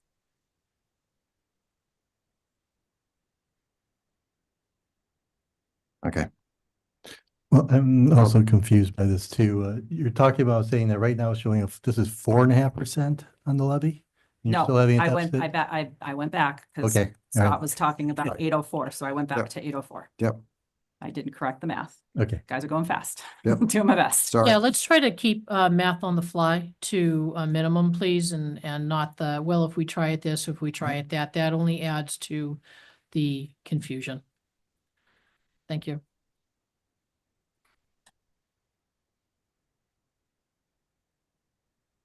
Unfortunately, math and the fly is what we're gonna need to do with the finance committee on the, on our discussion. So if you want to, we'll just defer that discussion to Wednesday's meeting.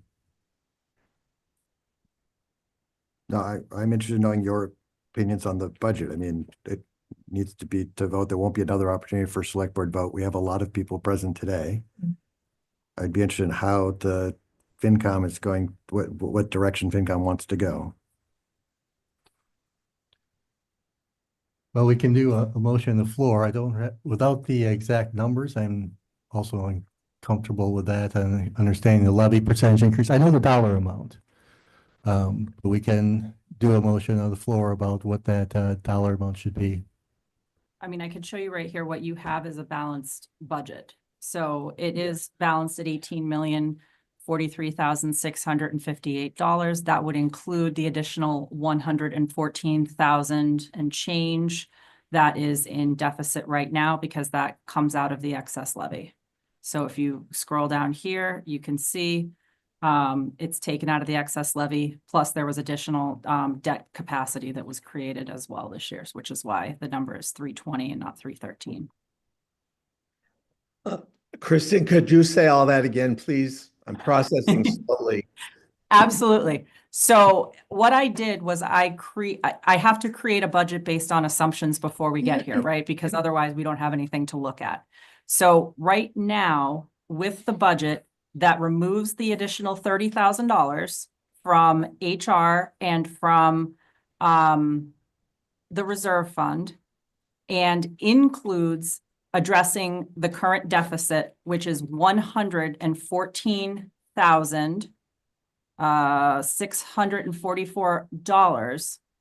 That brings you to a balanced budget of $18,043,658. So your difference obviously is coming out of the excess levy capacity.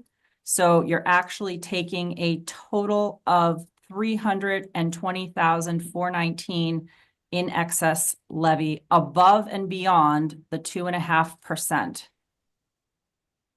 Thank you. Does that help? A lot. Okay. Sorry, I wasn't being loud to be rude. I was just wanting to make sure you could hear me. I'm okay with loud. Oh, okay. I can be loud. Okay, I just did the calculation. So assuming the same reductions that select board vote on reducing the reserve fund and the HR expense light item, the moving it to a balanced budget using the BBRSD number there would represent a 4.75% increase in the levy.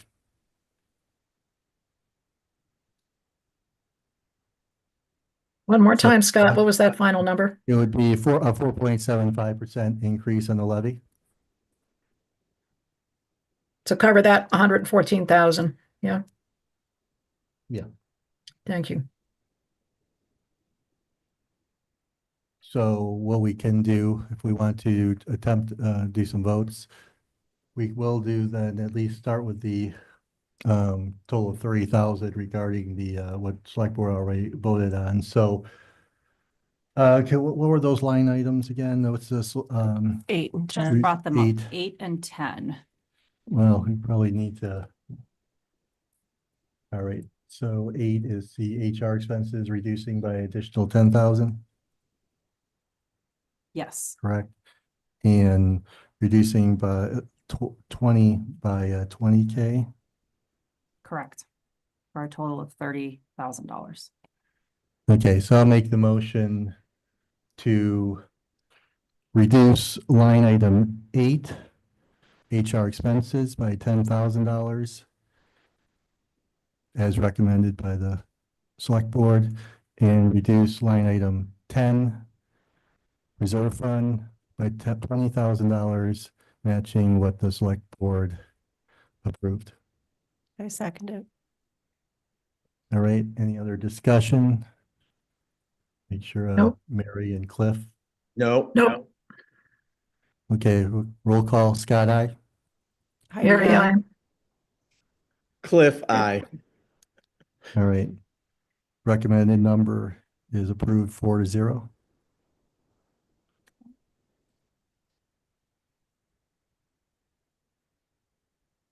And that just brings you down to the school budget line. So, and one of the reasons that we invited capital here this evening was because of the change in the nature of the items. And as a, you know, transparency purposes, the school did want to note that they would like to use that for devices. The one question that I did have was I didn't know which school or across both schools those devices were for. And I did not know if we could ask that of the superintendent. If it's amenable to you, Madam Chair. The capital planning had no problem. Okay. Oh, okay. Do you still want to ask, or are we good? Capital planning's good with it, then I'm good Then with we're it. good? I'm good with it as well. Both schools. Okay, great. Thank you.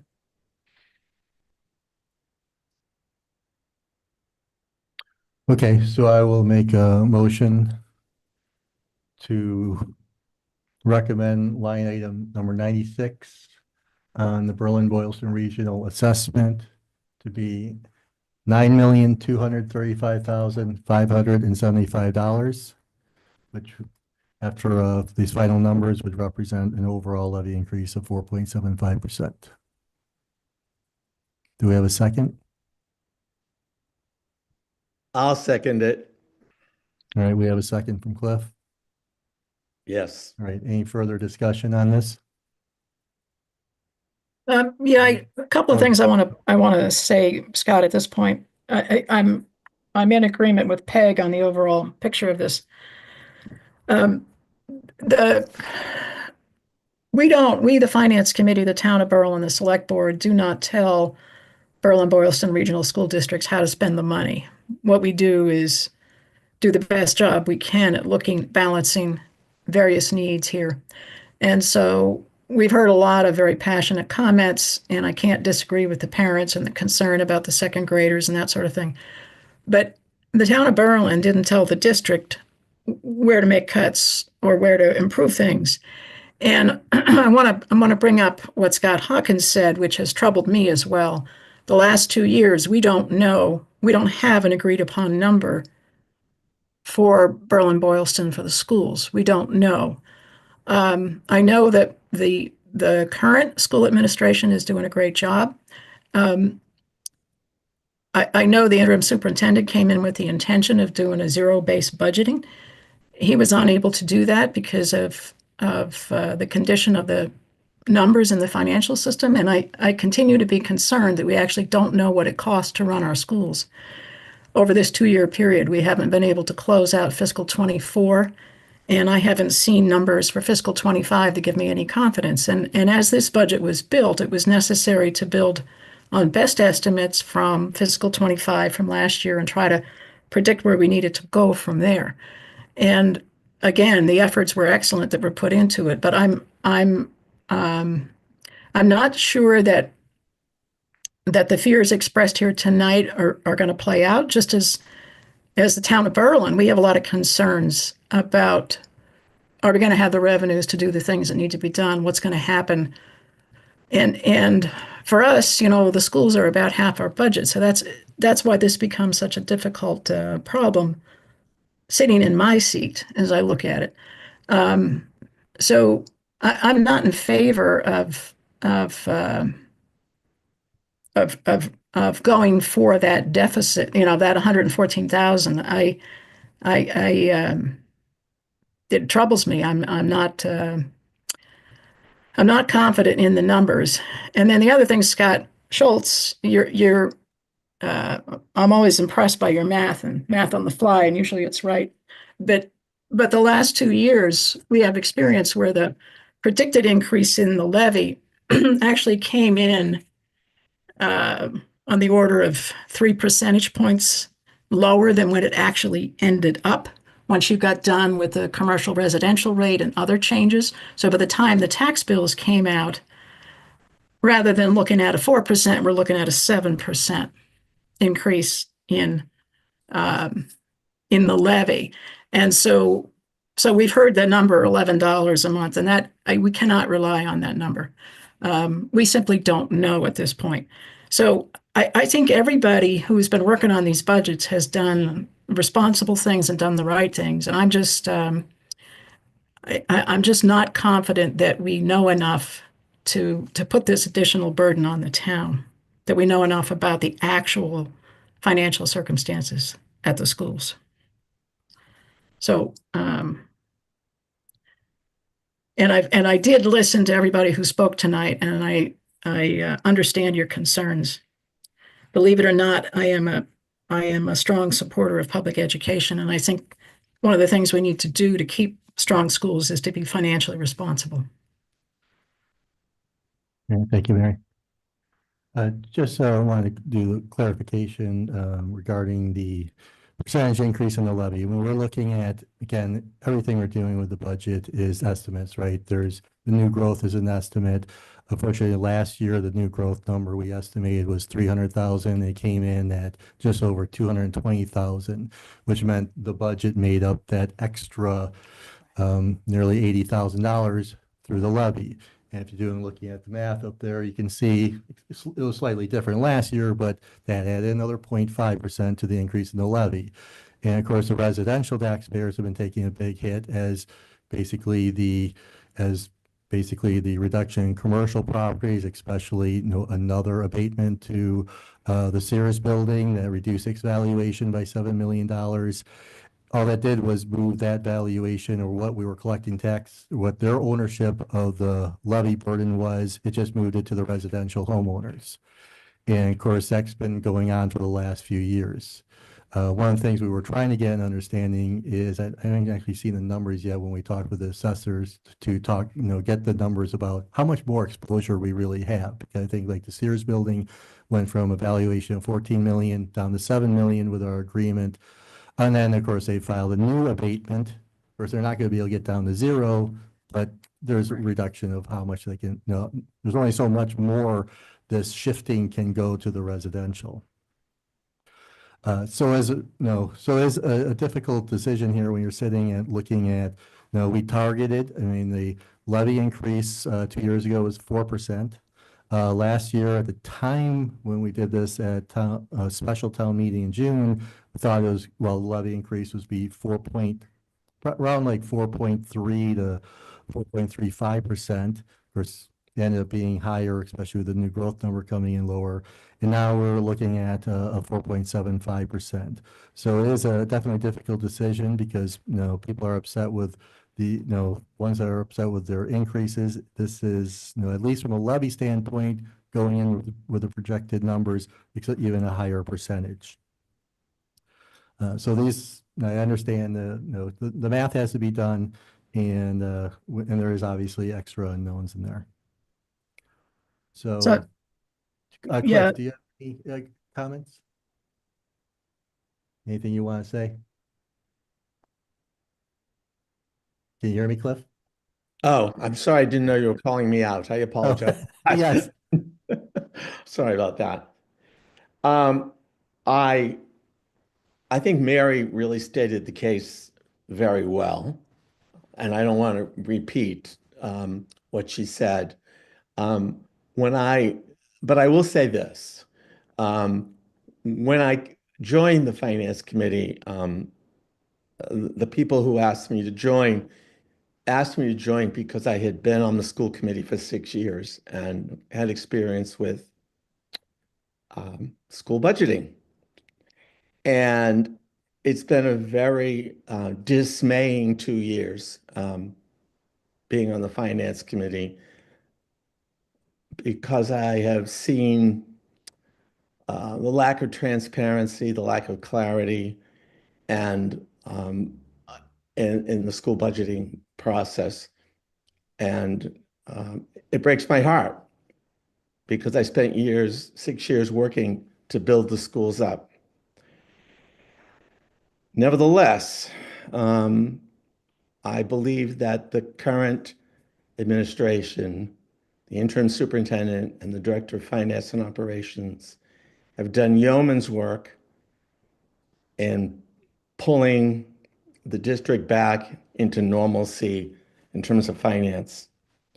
But as my colleagues have already suggested, the fact is we really don't know what it costs to educate kids in town. We don't know the details. And so making decisions is really difficult. But transparency is not an issue this year. Professionalism in budget development is not an issue this year. So it makes it a very difficult vote for me. All right, thank you, Cliff. Heidi, do you have anything you want to say? I'm good, thank you.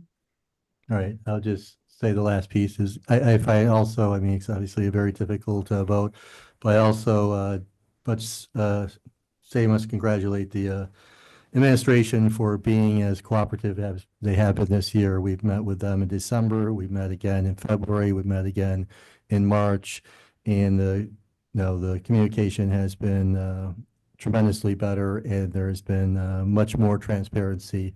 And I do envy the mess that they had to step into and clean up.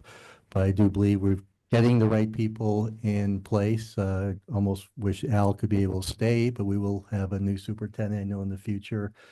And that, there is a lot of progress has been made to, improve that communication, the finances with the town. Okay, so we will do a roll call. All right, Scott, aye. Heidi. Mary, no. Cliff, aye. All right, motion does not pass to recommend 2-2.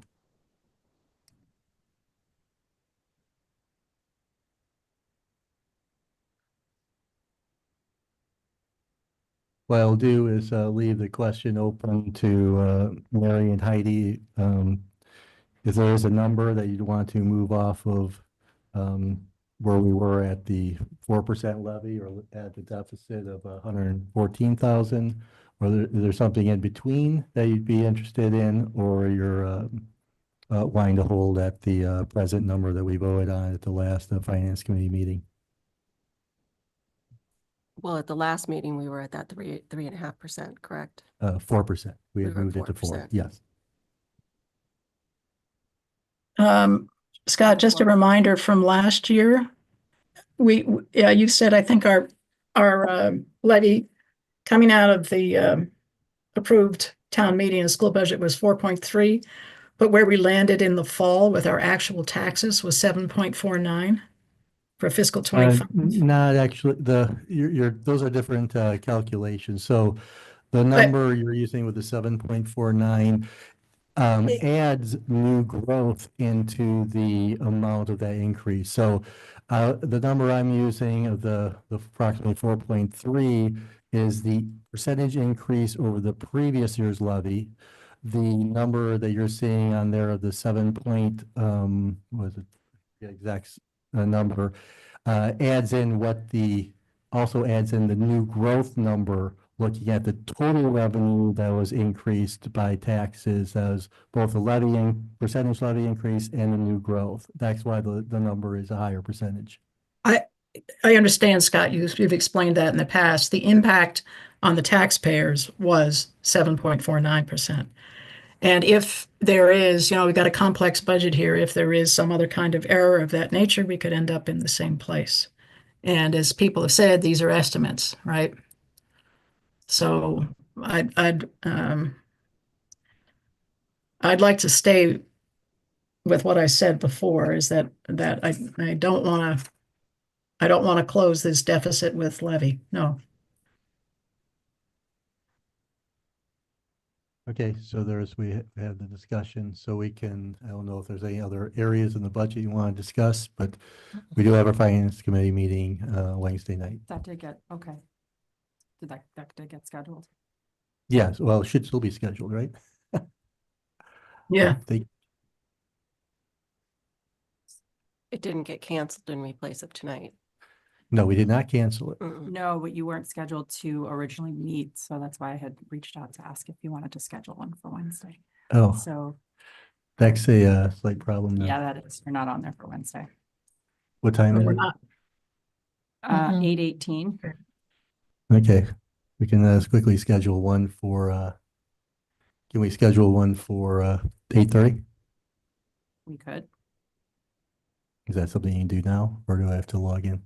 We just need to bump the time Yes. to accommodate the We open just- meeting rules. Yeah, we just need it the 48 hours. Yep, give me 1 second. While she's doing that, one more thing I'd like to try to do tonight is talk about the transfer to general stabilization. Mhm.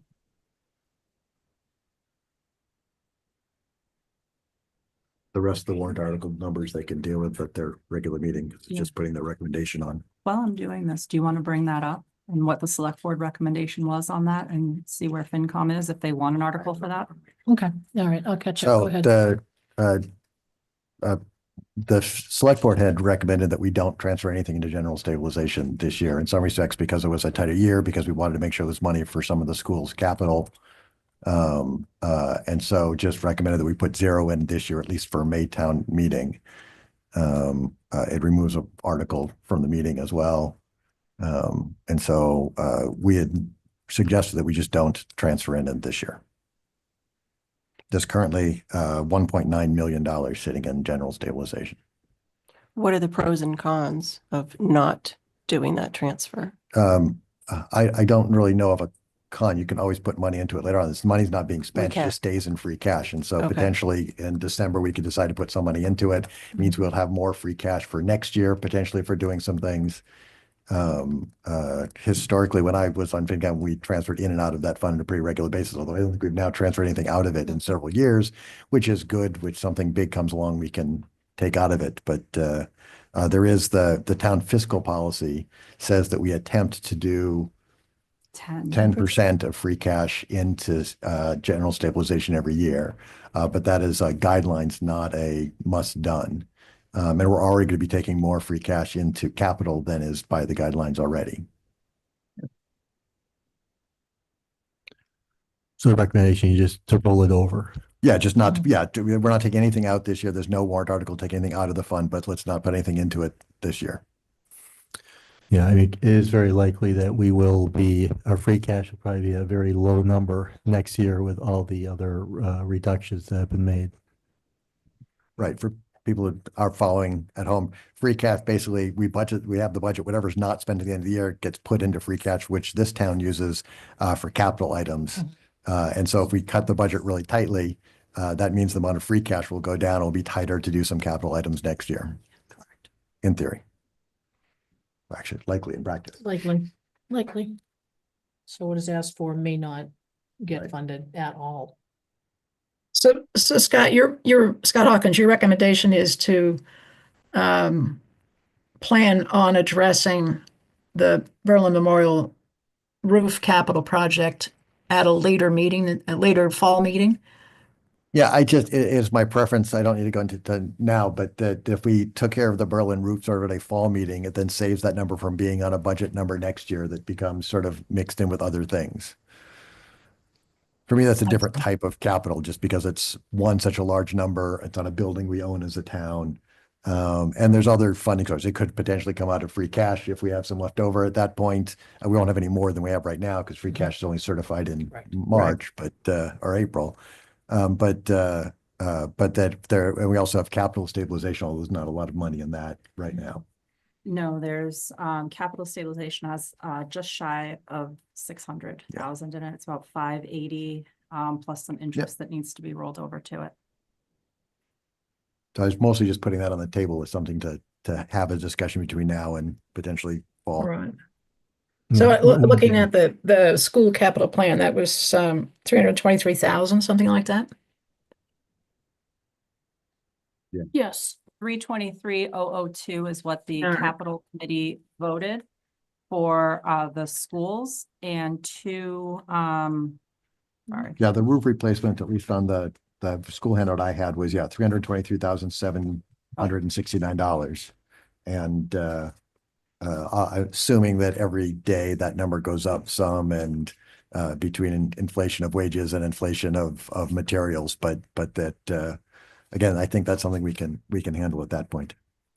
Yeah, one thing I just want to comment on that too, there's the wise thing about doing that as a separate item is because when coming from stabilization, it require a 2/3 vote. Mhm. And it's one of the disadvantages of the push to have the entire school budget number as a single number, because if there are large items in the capital line item, if any of that money that's used to fund that one single item, even if it's only $1 that's coming out of a stabilization fund, it would make the entire school budget requiring a 2/3 vote to pass. So there's a lot of, being wise to do that, because that one number on the whole budget is not exactly a good decision to do that, but that seems to be what the DESI wants to force us to do.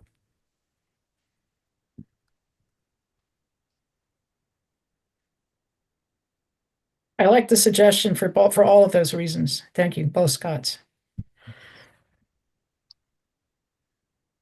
I like the suggestion as well. Got one, so I do have the FinCom meeting posted for Wednesday, April 2nd at 8:30 p.m. One other thing that will have to be discussed is the report that goes in the warrant from the FinCom. Yes, I've already started notes on that. Excellent. So is there a need for a vote on the article to not be numbered later? Right, I was going to remove it unless FinCom wanted it to be in there. That was how you guys left it. right, because our voted one doesn't have it in it. And so Right. I think this is if FinCon really wants to transfer into stabilization, speak now or it won't be on the warrant. I didn't understand, Scott. Could you go over that again? So, Scott, this is Scott Hawkins, that the warrant as it's currently proposed by the select board does not include a motion to transfer anything into stabilization. We currently in a draft version have it there so that FinCom, if you really wanted to transfer into stabilization, you could let us know now and we would contemplate putting it back in. I saved a placeholder for it. Yeah, I don't see a need to move that over, Heidi. I don't have a problem with eliminating it. Yeah. Same here. Yeah, Okay. I agree. Same here. All right, yeah, we have no problem. not One having less the article Yes. to walk Well, through on town floor. That's great. It moves the school budget up one more up because that'd be a financial article that would have been out of the school budget. Well, and one thing too, to clarify, we have basically a special town meeting and an annual town meeting combined when we do annual, and the special part of the town meeting means we address articles for this current fiscal year first, of which there are only 3. So the good news is we will jump right to the school budget as article Well, the town budget as Article To the 4. combined. And then we can Correct. talk to Barry and the moderator about whether or not we can we jump around in the budget as we pass it. And we don't do from 100 to 900. We Right, maybe because start with 800. that's the UMass labeling from the state. So that would be the moderator's Yep. decision if he wants to take that budget line out of order. And the town meetings are not allowed to go past 11 o'clock, correct? Correct. So Well, take a you have to vote. take a vote at 11 o'clock, whether you adjourn to the next night or not. Correct. And historically, We historically have We always have- adjourned. right, we have not, including last year. So, I mean, Well, their budget is, their vote is split. their vote split. Should we just do our split vote then? No, as I said, personally, I don't agree to Right. it. I really, really don't, but I don't represent just Peg's thoughts as a select board member. I Right. represent the town. So, if I have to take the hat off, then I'll vote to approve it based on input from the town. So we're gonna vote on school board, select board recommendation for the town budget. Yes, And so just the motion was the 9,235,575 for the Berlin Boylston Regional Assessment. that is correct. And I have seconded the motion. Right. I think we've pretty much Yeah. beaten this item, so all in favor? Aye. Aye. Okay. Do we need to talk about the warrant, Kristen, on any of the items could- that FinCom needs to put numbers in? No, or- if you're getting together, I was thinking we weren't getting together on Wednesday, so now we can talk about those other warrant articles on Wednesday. The Right. CPA ones, I think, are the only ones that are left. It was just CPA. All right, there's really nothing less for us to talk about, so if you want to adjourn your meeting. Yeah, go ahead. Okay, a motion to adjourn finance committee meeting. I second it. All those in favor? Aye. And Adjourn. then And then I think we're done our agenda too. So motion to adjourn the select board meeting. I will second it. All in favor? Aye. Aye, we are done. Thank you. Thank you very much. Thank you everyone for attending.